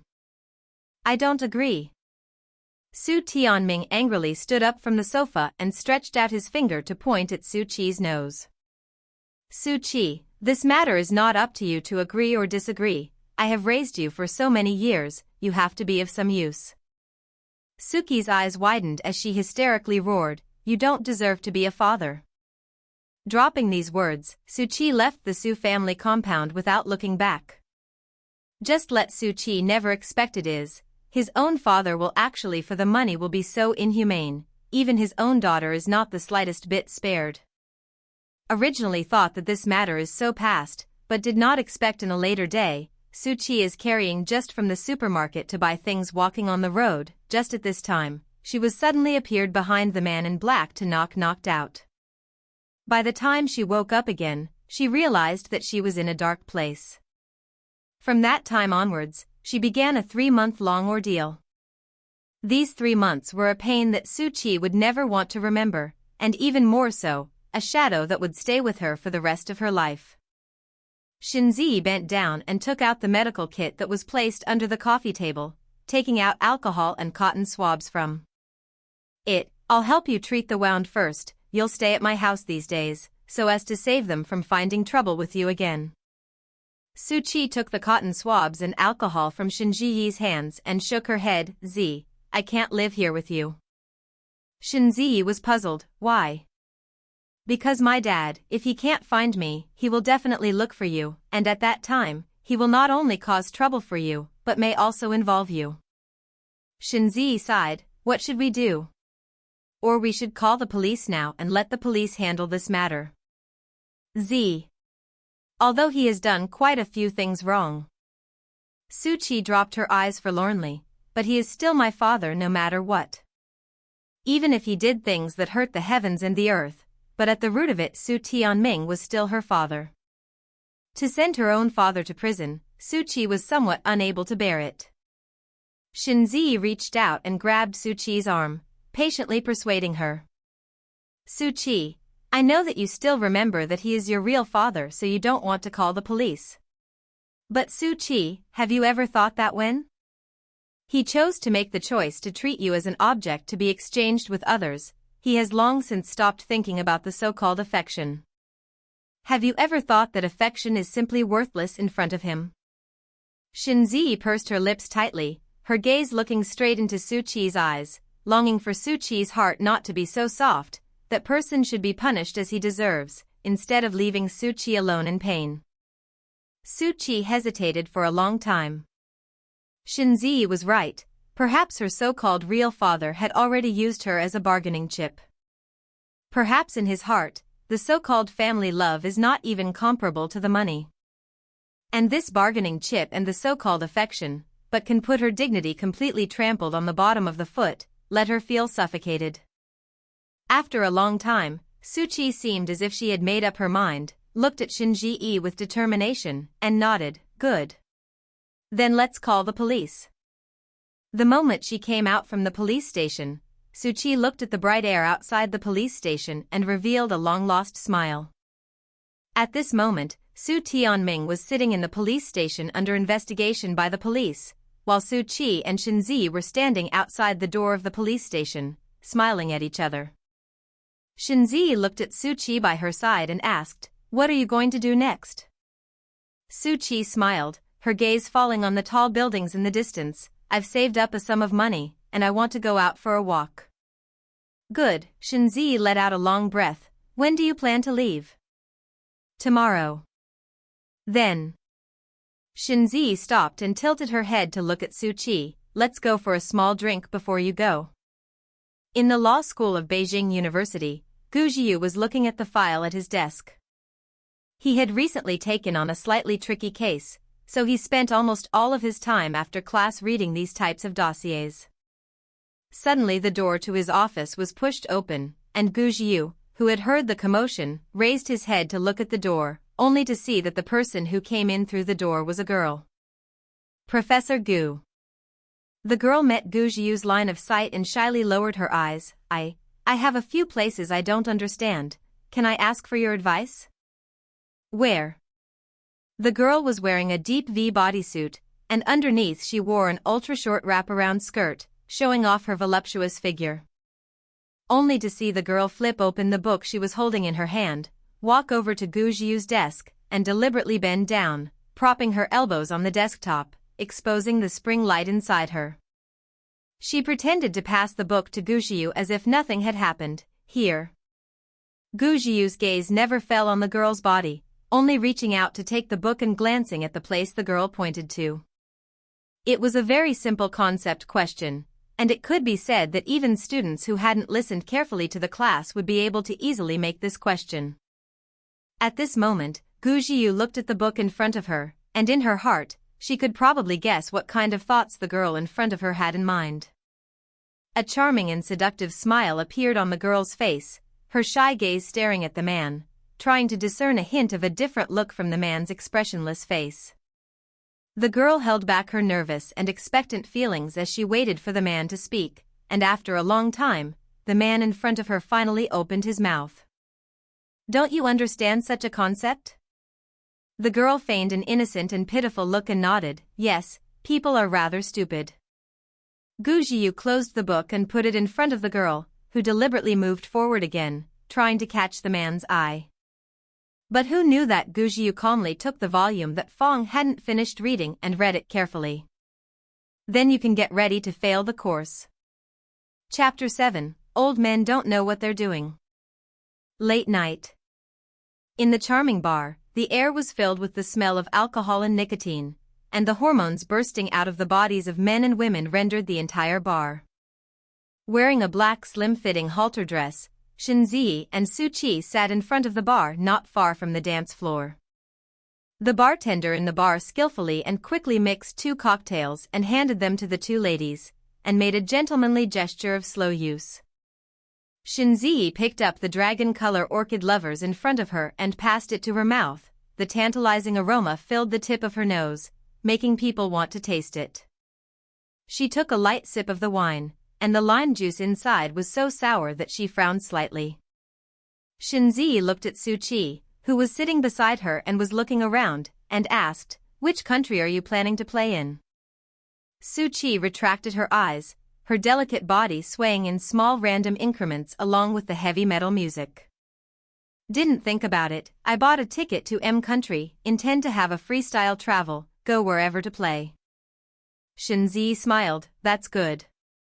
Get rid of the painful family, free to enjoy the world that should have belonged to her, walking through a section of the road with different scenery. Perhaps this can let Suchi can forget those hurt as soon as possible." Lights in the bar are intertwined, dim lights wrapped in the air scattered with hormones, dark and bright. The heavy metal music ringing in the ears caused the men and women on the dance floor in front of the stage to swing their bodies recklessly, screaming to their heart's content, venting everything they had done during the day. On a card seat in one of the deep corners of the bar, the man was dressed in a white shirt, the hem of which was not in his black pants, the sleeves of which were rolled up at the wrists, and his long, slender hand was silently toying with the glass in his hand, the crystalline liquid seeming to have a shimmering glow to it. His legs folded, leaning lazily on the sofa of the card seat, his fingertips constantly rubbing gently back and forth along the rim of the wine glass. Many women who passed by couldn't help but look at the man on the card seat a few more times, and there were also quite a few people who wanted to go up and ask for contact information, but the cold look on the man's face discouraged people from doing so. Gu Jiu on the card table was originally not interested in such a noisy scene, but Chin-Su was so excited that he signed a manga wife that he had always wanted to work with, that he insisted on pulling him over to celebrate. Tired of bouncing on the dance floor, Chin-Su returned to the card table with a glass of wine and saw Gu Jiu still sitting there looking down at her cell phone. Without even thinking about it, he knew that Gu Jiu was looking at the case. He placed his wine glass on the table and said out loud, "Brother Yu, it's not that I'm talking about you, don't go thinking about your case when you come out to play." Gu Jiu raised his head to look at Chin-Su. "What are you looking at if not the case?" Chin-Su reached out and pointed to the huge bar in front of him, and the dance floor full of heads. "Doesn't it smell good to look at beautiful women? With so many beautiful women, maybe your love is among them." Gu Jiu snorted lightly without caring. "Boring." Chin-Su sat on his but on the card seat and crossed his legs. "Brother, it would be strange if you could find a girlfriend if you're like this." Suddenly, as if he remembered something, Chin-Su excitedly slapped his thigh with his hand. "Oh right." Gu Jiu calmly looked at the startled Chin-Su beside herself and frowned slightly. "What's wrong?" "When I sent Mizzy home today, I even made a point of asking if she was single, and it turns out that Mizzy is also single." Chin-Su down towards Gu Jiu raised an eyebrow. "Brother, why don't you consider Mizzy? She's very pretty, and she's also very cute." Gu Jiu's eyes moved away from his and looked into the distance, her tone cold. "Think more about yourself." Chin-Su opened the soft drink on the side and blew on a bottle before sighing. "Can I be like you? If it wasn't for my family arranging an associate for me, otherwise I wouldn't have thought of introducing Mr. E to you." Gu Jiu slightly hooked his lips. He naturally knew quite a bit about Chin-Su's family. As the know-it-all of Ulysses film and television, Chin-Su's father had long ago identified a marriage partner for Chin-Su, only that Chin-Su maintained a neutral attitude towards this matter. In Chin-Su's opinion, the two people married just for their own interests. After the marriage he and the so-called marriage partner will not have any substantial development, so he is still a free man.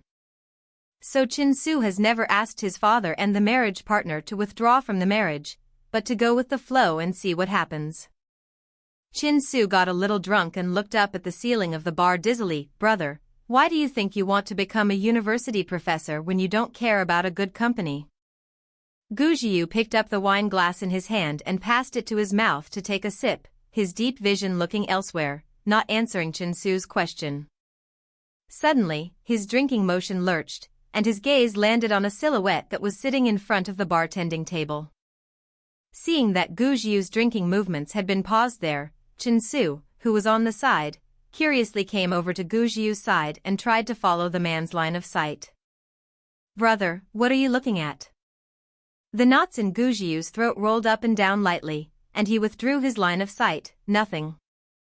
Shin-Zi in front of the bartender's table was still chatting with Su-Chi, even if the two of them didn't say anything. Shin-Zi knew that perhaps after this separation, the chances of the two of them seeing each other again would be few and far between.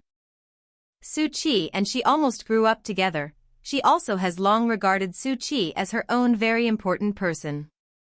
But Shin-Ji knew that the city of Beijing was only a painful memory for the current Su-Chi. Instead of suffering, it would be better to change the city and start a new life.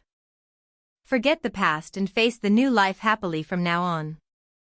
Su-Chi was a little drunk, barely supporting her head with her hands, and her eyes were a little disoriented. My goal right now is simple, to have a sensational love." The Su family's tutelage was very strict. From childhood to adulthood Su-Chi had never been in a decent relationship. The ignorant and unresolved crush in her youth was her only emotional history. Su-Chi sat up straight in a daze. Her eyes glanced around randomly. Soon, Su-Chi's eyes with some drunkenness fell on the card seat in the corner next to the dance floor. Suki hiccuped and propped herself up to jump off the high chair. "I seem to have found love." Shin-Zi frowned suspiciously. and before she could react, Su Qi had already staggered towards a certain place. Shinzi also did not dare to be slow, deeply afraid that something would happen to the drunken Su Qi at that time, hurriedly followed. On the other side, Chinsu filled up his wine glass, stood up and walked out around the card table, intending to get back on the dance floor. He also didn't forget to turn around and glance at someone at the card table. "Brother Yu, do you want to go down and move around with me?" Gu Jiu glanced over with a cold gaze, not going. Chinsu nuzzled his mouth and muttered to himself in a low voice, "Old men don't understand flavor." Chinsu turned around with the intention of walking towards the dance floor, but just as he turned around he was bumped into by a girl, and the wine glass he was holding in his hand spilled quite a bit of wine because of the shaking, soaking the shirt on the chest of the girl in front of him. Immediately afterward, he felt a warm touch coming from his waist. Chinsu's body stiffened. Looking down he could only see the drunken Su Qi's hands tightly embracing her waist, her flushed side face pressed against her own chest, the soaked piece of the woman's chest vaguely revealing the tantalizing curves, looking at the people's blood expanding. The girl wrapped around the waist of the hand is still restless, holding up the moment he has not yet reacted, small hands nimbly into his shirt. The warm tickling sensation coming from his waist made Chinsu froze for a moment. Lowering his head he could only see the girl's rosy lips slightly open. Coming closer he could clearly hear the words she said. "Handsome, handsome, your muscles are quite good." Chinsu, who had inexplicably been slimed, took a deep breath and reached out to push the drunken, strange woman in his arms away. But the woman in his arms was like a piece of dog skin plaster. No matter how much force Chinsu used, the woman in his arms seemed to refuse to let go of his hand, and even when his own strength hurt her, she still had to rub around in his arms, grunting and pouting. "It hurts, be gentle." Chinsu tried to discuss with the drunk in his arms, "This lady, we don't know each other, can you let go of me first?" What answered him was indeed the sound of a girl's shallow breathing. Seeing that Su Qi was hugging a man, Shinji accelerated her pace and rushed to the front of the two, reaching out to hold Su Qi's wrist to pull her out of the man's arms before rushing to apologize to Chinsu in front of her. "Sorry, I'm really sorry, my friend is drunk." "Mr. E?" The voice that came from her ears caused Shinzi's movements that she was planning to bend down and bow to give a start, and when she hurriedly raised her head, she saw Chinsu, who also had a surprised look on his face. Shinzi smiled awkwardly. "Mr. Chen, what a coincidence. You're here too." Chinsu nodded and turned his head to introduce Shinzi to the man sitting in the card seat. "I came out to play with my friends, and I didn't expect to meet Mr. E here." Shinzi looked in the direction that Chinsu pointed to, and after seeing the face of the man sitting in the card seat, her heart froze. Gu Jiu? Gu Jiu's eyes lingered on her, causing Shinzi to subconsciously avert her gaze. Her gaze caught a glimpse of his hand resting on the glass of wine. That bony yet beautiful hand was currently holding the glass of wine, the sleeves of his shirt casually rolled up, the back of the hand holding the glass of wine with veins and palm bones slightly convex. The disorienting light even colored it with a different filter. Obviously not his students, but Shinzi still inexplicably felt weak.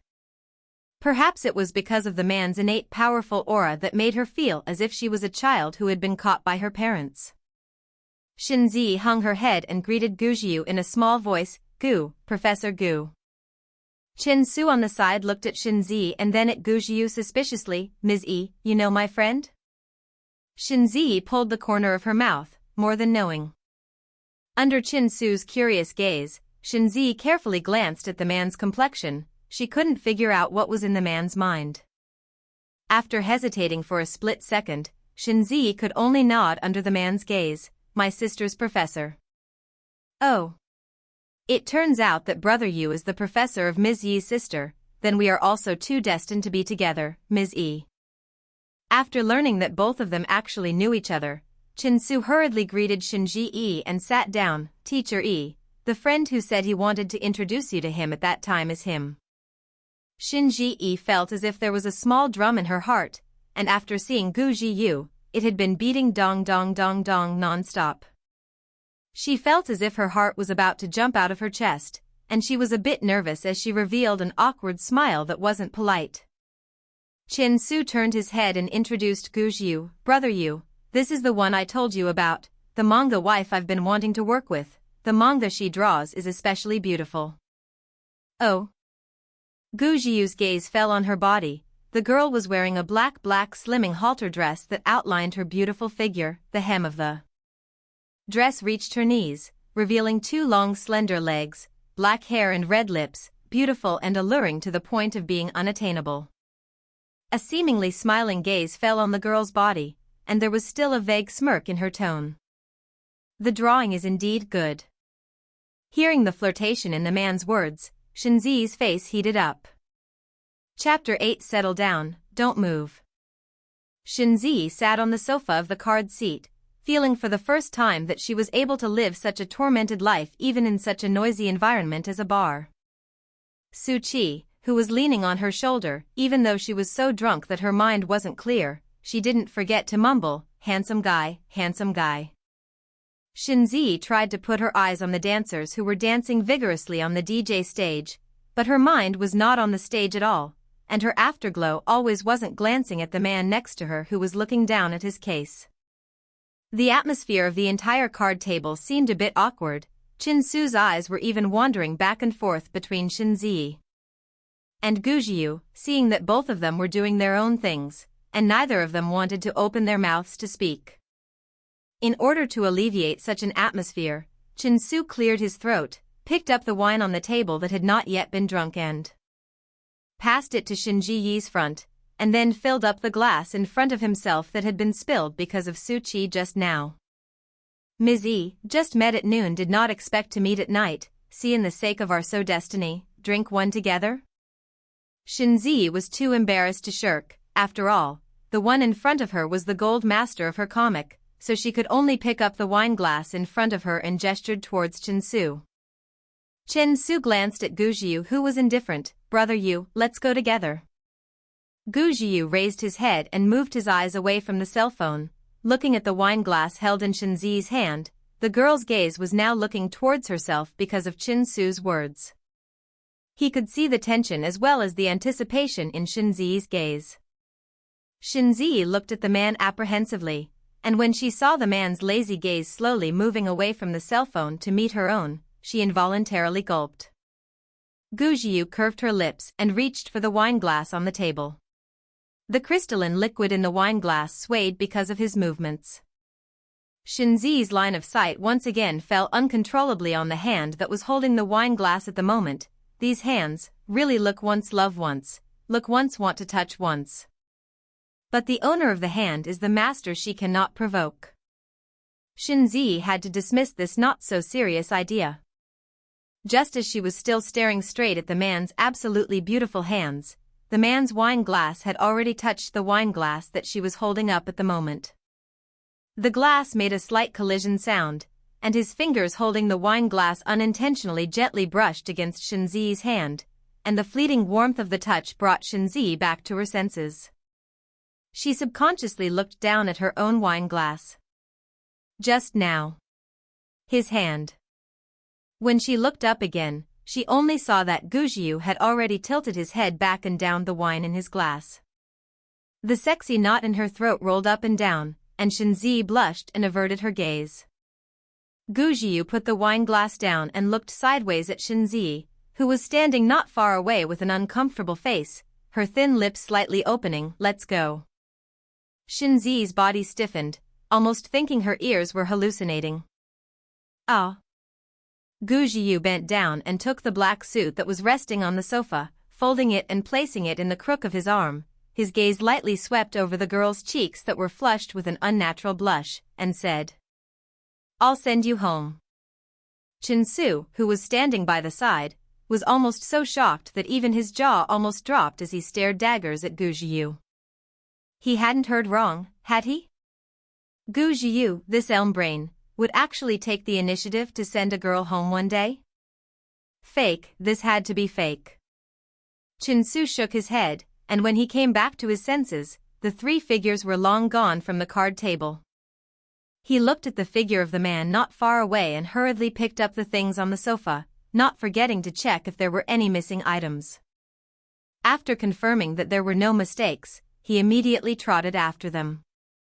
You guys wait for me. Shinzi helped Suchi follow Gujiu out of the noisy bar, and the evening breeze of the late October night poured into her clothes with a hint of coolness. Wearing a black halter dress, Shinzi shivered at the moment she stepped out of the door and was caught off guard by the wind blowing in her face. Suddenly, she felt something being placed over her shoulders, and she twisted her head to look, colliding with Gujiu's deep line of sight. She slightly lowered her eyes to see that the suit that appeared on her shoulder was the very one Gujiu was holding in his hands just now. At the moment, this black suit was appearing on her own body, while she was also able to smell the good-smelling cedar odor of the man's body remaining on this exquisitely crafted black suit.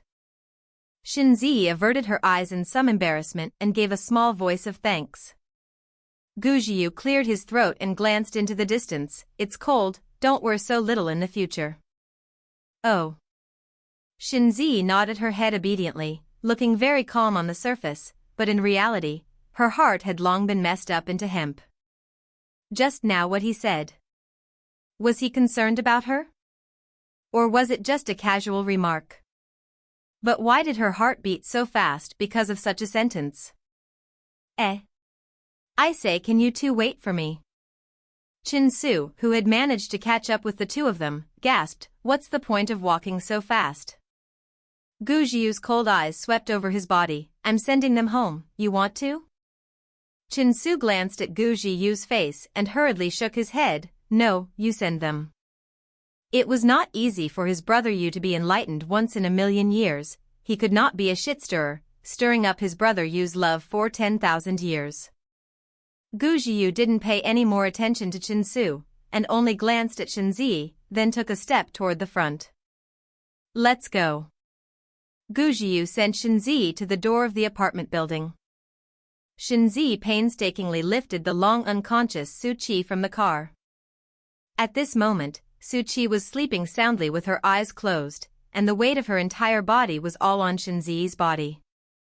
Shinzi usually do not like sports and exercise, coupled with the original own strength is small. At this time Suchi's entire weight pressed on her own body, so that she was a little overwhelmed.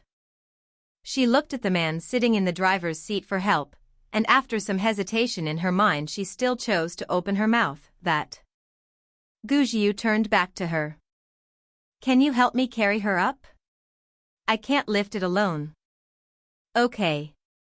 Gujiu opened the driver's door and stepped down from the car, coming to the other side of Suchi, reaching out to help Shinzi carry Suchi to the door of the house together.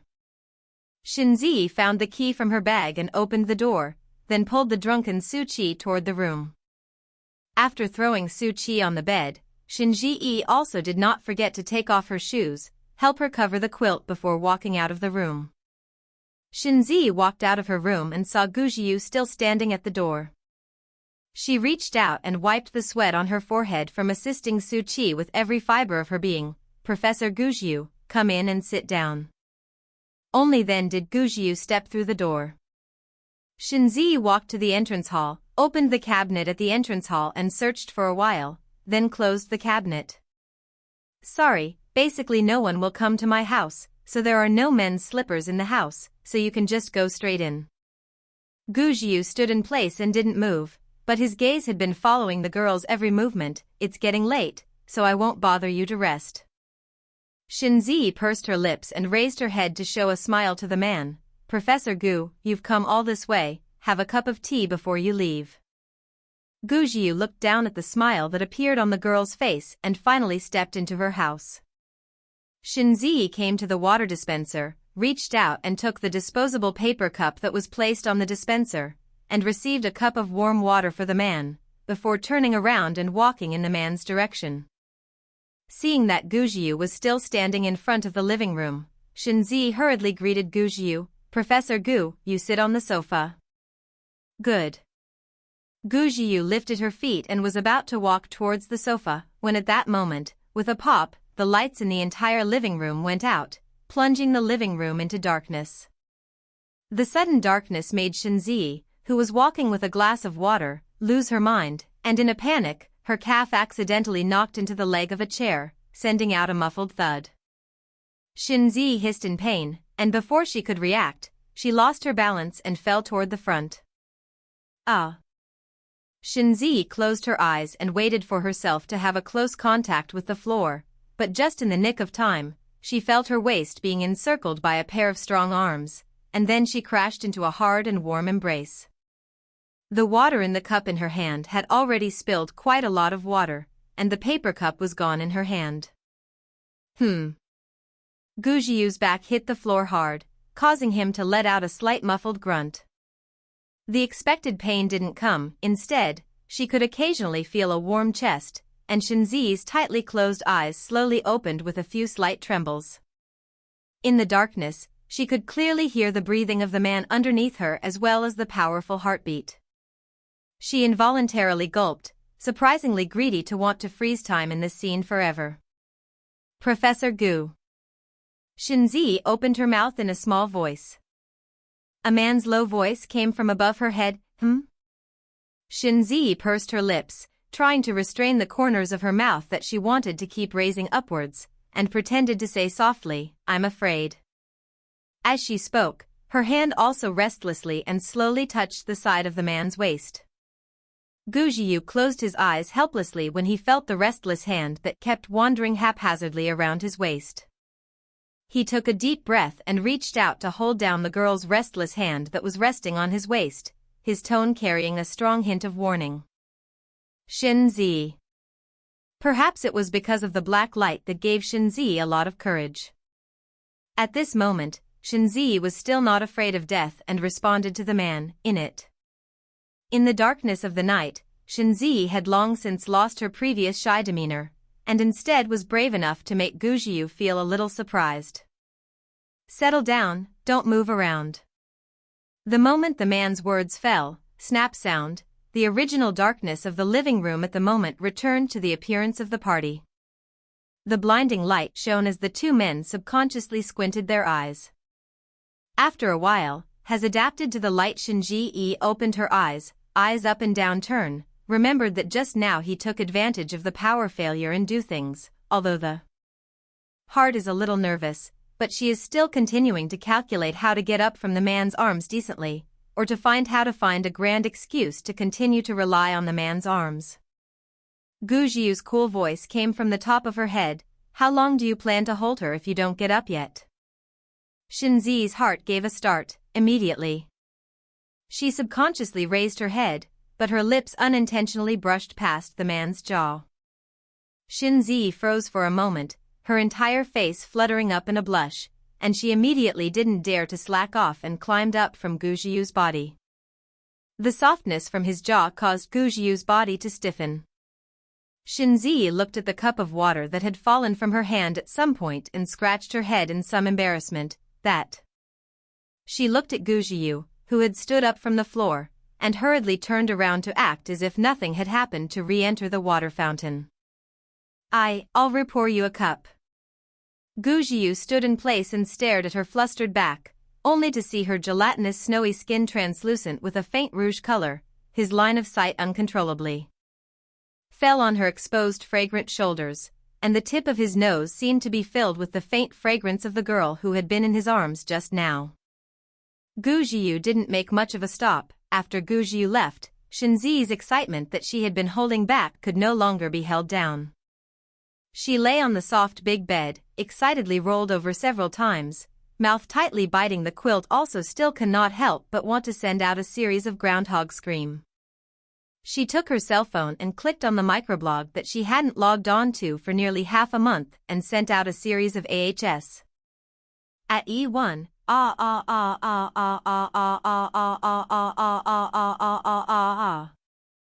The fans at the bottom were puzzled as they looked at someone who had suddenly swindled. "What's wrong with you, Mr. E? What's wrong? What's wrong? If you've been kidnapped, please announce the new manga immediately. Is Mr. E a zombie? Is Mr. E suffering from something?" It's hard to believe that Mr. E is. Because he doesn't want to open a new pit. I don't want to open a new pit, so I suddenly swindled to appease our wounded hearts?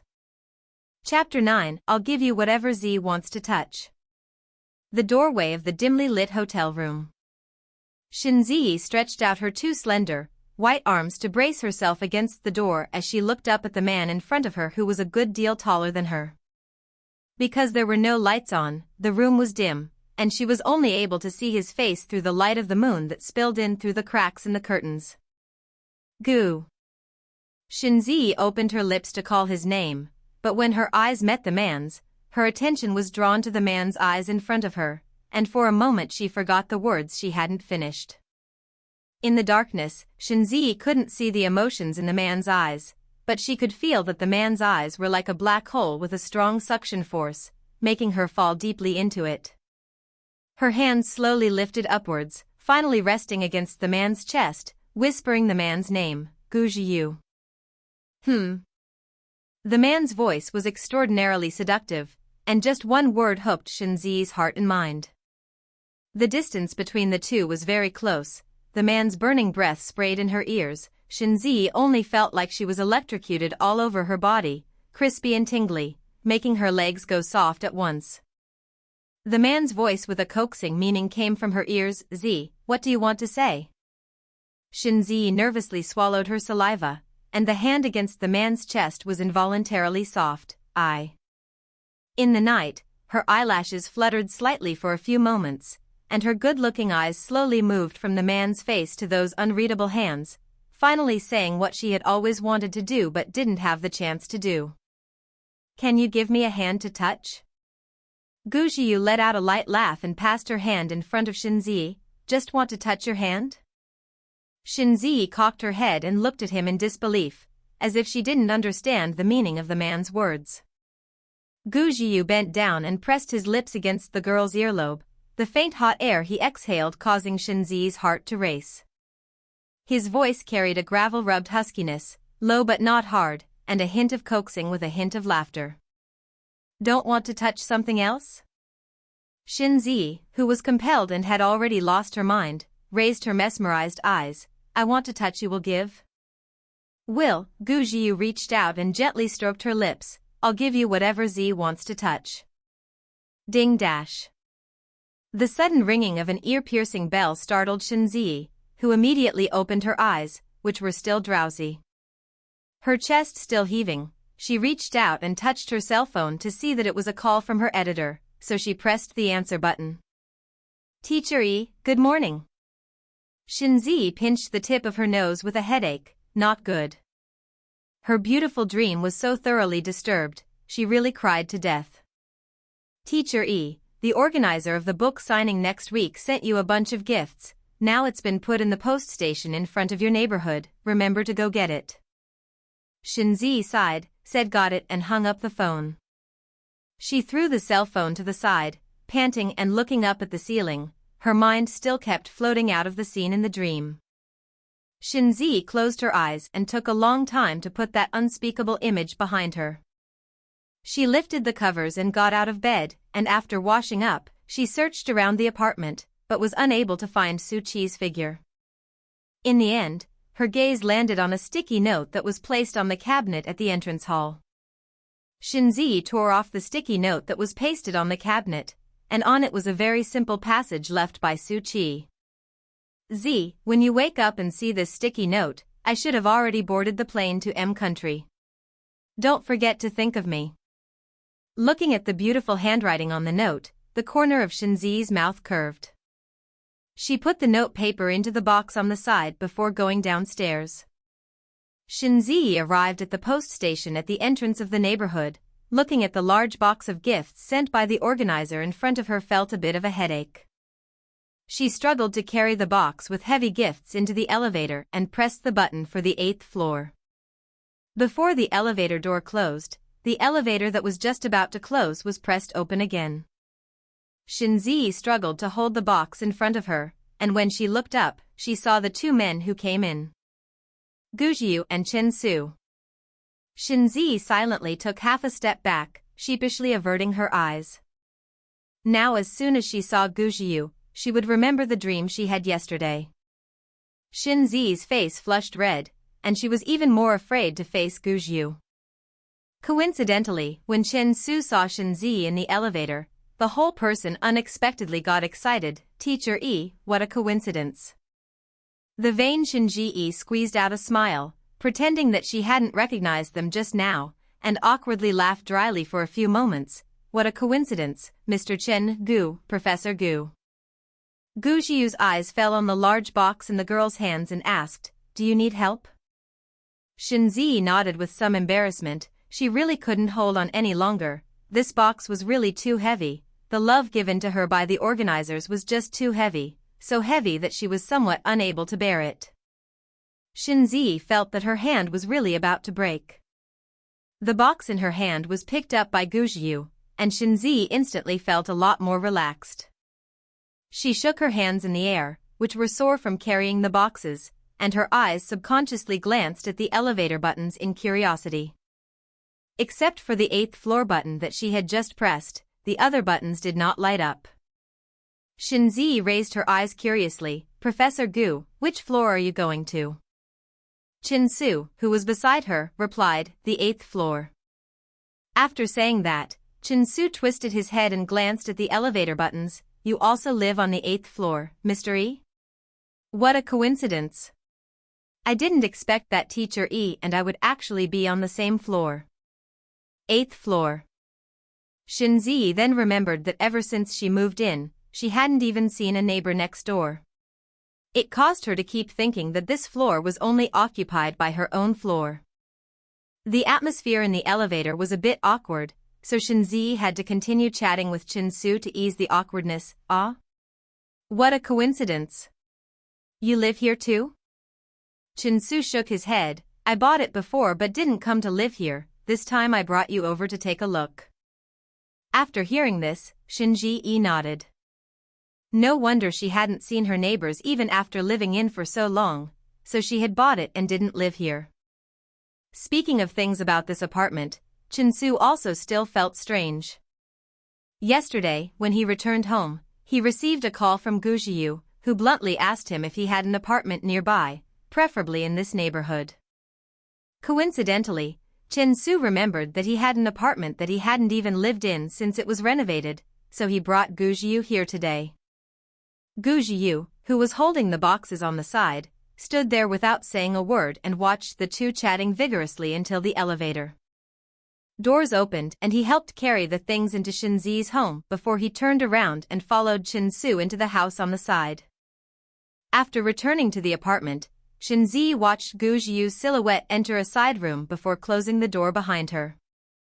She placed all the gifts sent by the organizers on the floor of the living room and arranged them before taking out her cell phone to take a picture and post it on Weibo.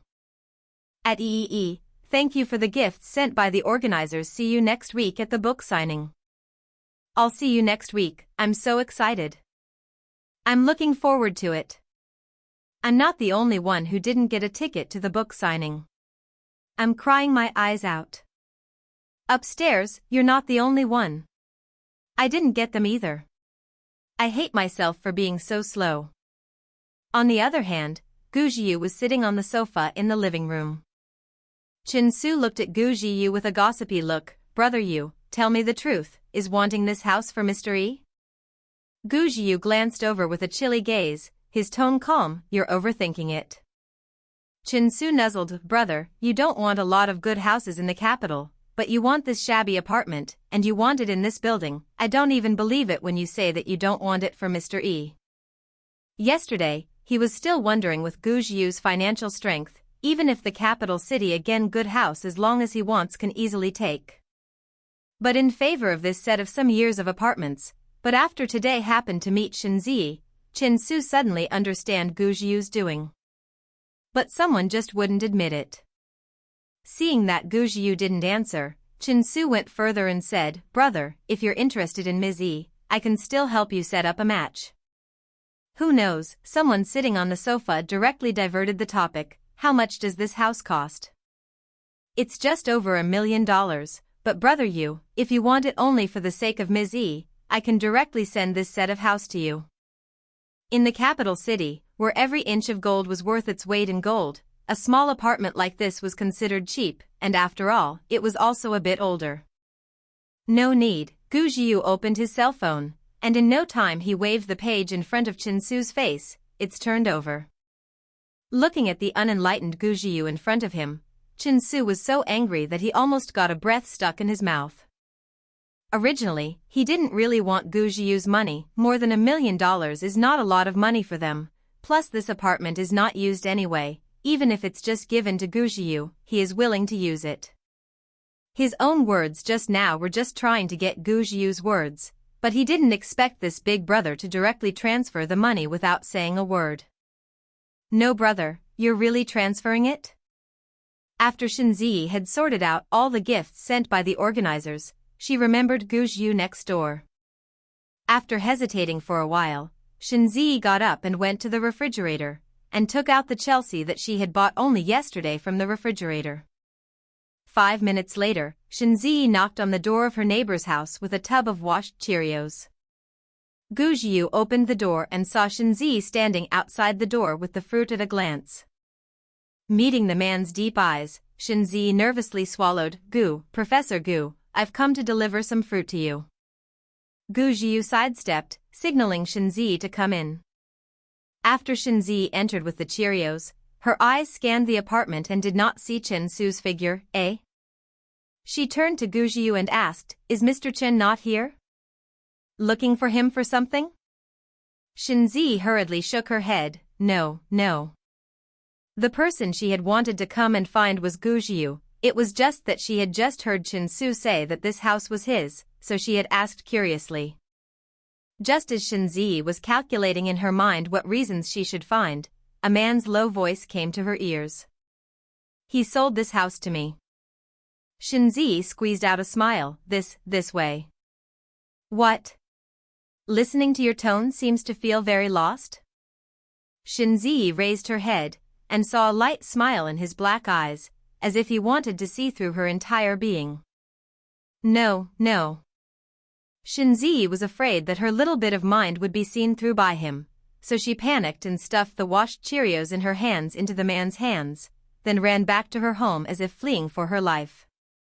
Gu Jiu watched the girl's back disappeared into his field of vision, and then looked down at the plate in his arms and laughed helplessly. As soon as a certain deserter returned home, she flopped down on her bed and stared up at the ceiling. The words Gu Jiu said just now were all in his mind. He said, "He bought Chin Su's house. Does that mean that Gu Jiu will be her neighbor from now on? Then wouldn't she be able to be near the water and get the moon first?" Chapter 10, Is this where you're coming from?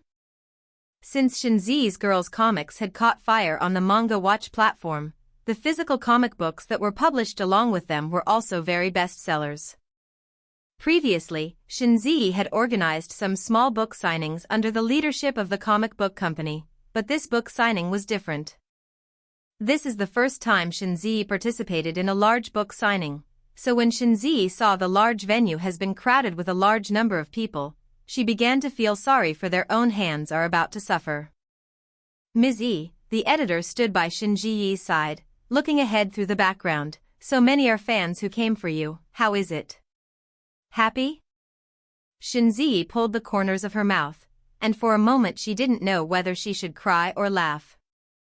This book signing started selling tickets a week in advance, but even Shinzi herself didn't expect that the tickets would be sold in less than a minute before they were all snatched up, and the fans even crashed the ticket-snatching software at one point.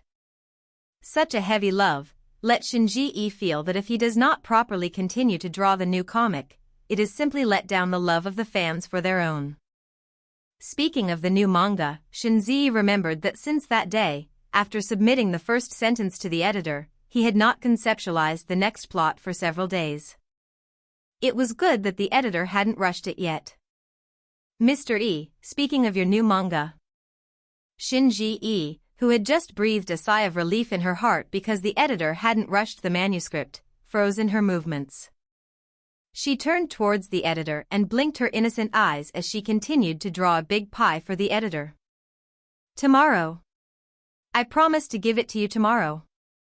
The book signing started at 1 p.m. sharp and was originally intended to end at 3 p.m., but the number of people who came was simply too many, so in order to not let the later fans feel sorry for themselves, the organizers delayed the time backward by an extra hour and a half. The book signing was held in the capital's gymnasium, and Gujiu and Chin-Su stood in front of the gates of the gymnasium. Looking at the endless queue inside, Gujiu's brows furrowed tightly as she turned her head to question Chin-Su. Is this where you're coming from? He really couldn't figure out why a grown man would enjoy reading teenage manga and be able to stand dead in line outside the door for a book signing. You don't understand, Chin-Su glanced at him and explained, it's actually not that I wanted to come, it's mainly because my sister is currently studying in the South City, and once she heard that Mr. E was going to have a book signing in the capital, she was crying and clamoring to go home. I had no choice but to come on her behalf. Finished, Chin-Su shrugged his shoulders. If it is not because my sister should ask me to open the video, otherwise I would have let Mr. E help me sign a book last time to muddle through. Chin-Su's sister Chin-Ting is Shinji Yi's die-hard fan. When this time heard Shinji Yi will be held in the capital book signing, cannot wait to directly miss school to skip school back to the capital. Chin-Ting is really stubborn, but if mom and dad know that Chin-Ting is not in the South City to study well, it must be a reprimand. So, Chin-Su, the older brother, had to fulfill this wish for his sister. Gujiu pursed her lips, her eyes looking towards the line that was so long that she couldn't see the end of it. According to the past, even if Chin-Su was stalking him he wouldn't come to such a pure waste of time, but this time he did have a bit of selfishness. That is, he wanted to take a look at her. Because he would be traveling for a week next, he would inevitably not have the chance to see the little girl. Gujiu sighed and stood still waiting for the group to slowly move forward. Suddenly, the cell phone he kept in his pocket rang. He looked down at the contact displayed on his phone, then walked to the side where the crowd wasn't too dense before pressing the answer button. Inside the stadium, Shinzi's hand was holding a pen and signing one comic book after another, with security guards holding loudspeakers to maintain order and various words of support from fans in her ears. Shinzi only felt that her head was 2 sizes too big at the moment. Suddenly, an unknown fan in the crowd suddenly held up a loud loudspeaker and played in a loop. The Sunrise River flowers are red hot, loves me. At once, it caused a small commotion in the pavilion arena. Shinzi pursed her lips tightly, and for the sake of her image outside, restrained herself from laughing out loud. As for Gujiu outside the venue, after answering the phone, he returned to Chin-Su's side. He patted Chin-Su's shoulder. I'm going to take care of this case now, so I have to go over first. So soon? Gujiu nodded. There was a problem in the middle. Okay. Not long after Gujiu left, Chin-Su lost his patience as he looked at the vast procession in front of him, and it didn't take long for him to return home as well. God knows how much effort he spent this time to persuade Gujiu to accompany himself to see Shinzi's book signing, in order. To his sister that is the excuse, the main thing is still want to secretly poke Shinzi and Gujiu, the result of the person has not yet seen and then left. After Shinzi finished signing the last book, saw the fans also dispersed more or less, this only paralyzed in the chair gasping for breath. After signing so many books in one breath, there was nothing else to feel except sore hands and tiredness. The editor carried his bag and walked to Shinzi's side. Teacher E, the organizer said to get together in the evening, you see. Shinzi rubbed her sore wrist. Okay, let's go. In the KTV, several girls were passionately hugging the microphone and singing passionately. After having dinner with the organizers, the editors as well as the assistants, who were all young girls, dragged Shinzi to the KTV together. They said they wanted to celebrate for Shinzi, but when Shinzi listened to the shocking tones, she seriously suspected that they were deliberately torturing themselves. The room was filled with the sound of girls crying and wailing. The red dust rolls away. The love of the world is deep. The gathering and the scattering will come to an end. Shinzi took a deep breath and ran out of the private room when everyone wasn't looking. She went to the restroom and washed her hands at the sink, and it seemed that the beautiful songs of those girls howling were still echoing in her ears. If it wasn't for her makeup, she would have wanted to wash her face to calm herself down. Shinzi turned around and was about to leave when she accidentally collided with the girl who was about to walk into the restroom. Sorry. The two spoke almost simultaneously, and Shinzi, who heard the voice, paused in her movements. Before Shinzi could raise her head to check on the girl's voice with some surprise came from her ears, Shinzi? Shinzi raised her eyes and froze for a moment. The girl in front of her had a head of purple medium-length hair that was casually draped over her shoulders, her Burberry backless dress outlined. The beautiful curves of her back, a slender white ribbon wrapped around her erect neck, and underneath she was wearing a pair of black slacks. The girl smiled, "Long time no see."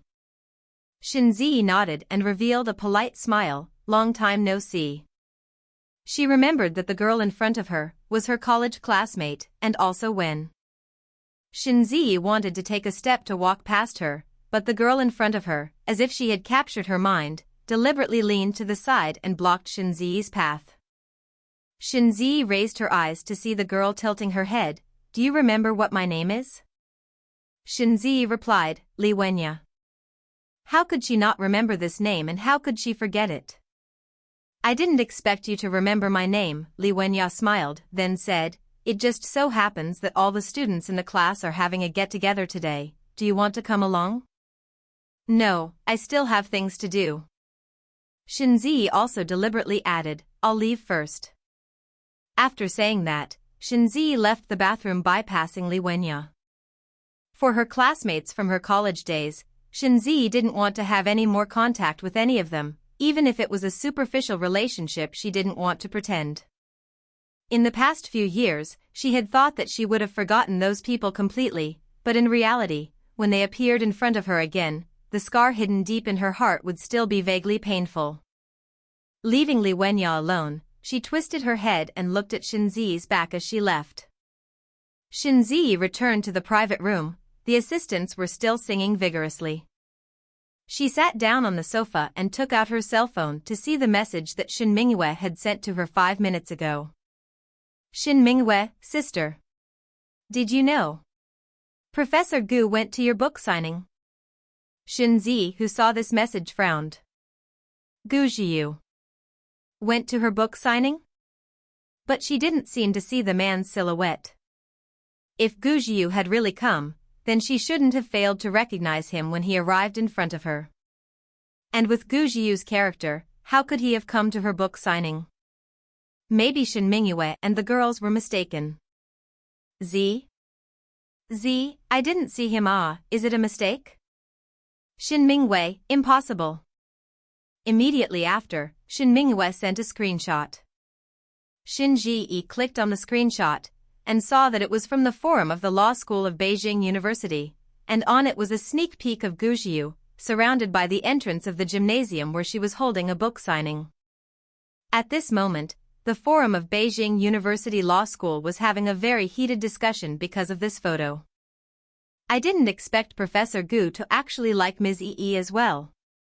Tuna always thought that Professor Gu is the kind of person who won't like to read this kind of girl comics, but I didn't expect that he would actually queue up so long for the sake of reading Ms. Yi. This contrast, I really love it."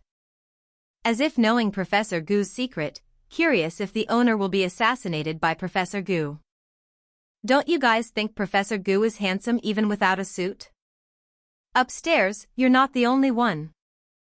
Shinzi reached out and zoomed in on the photo, only to see that Gu Jiu in the photo was wearing a casual sweater, and just from the back view there was a bit more of a teenage feel to him than the usual suited and booted one.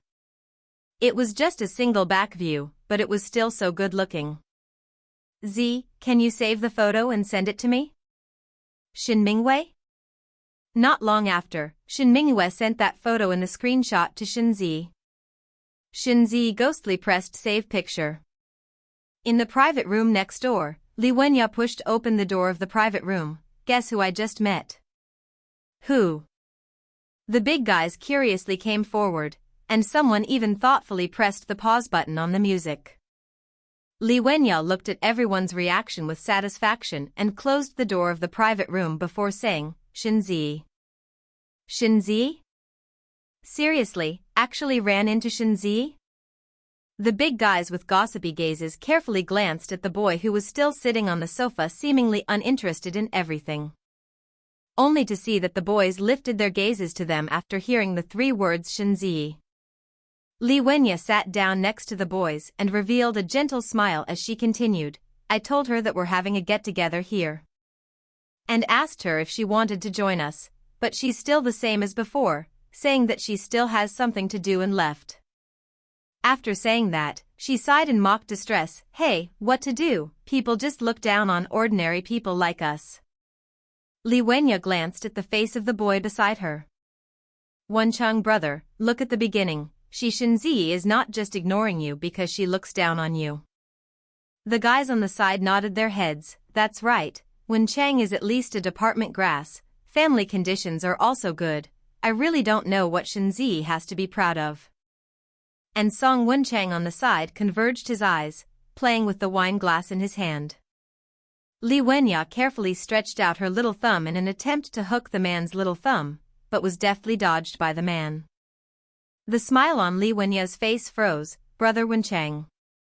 Shut up.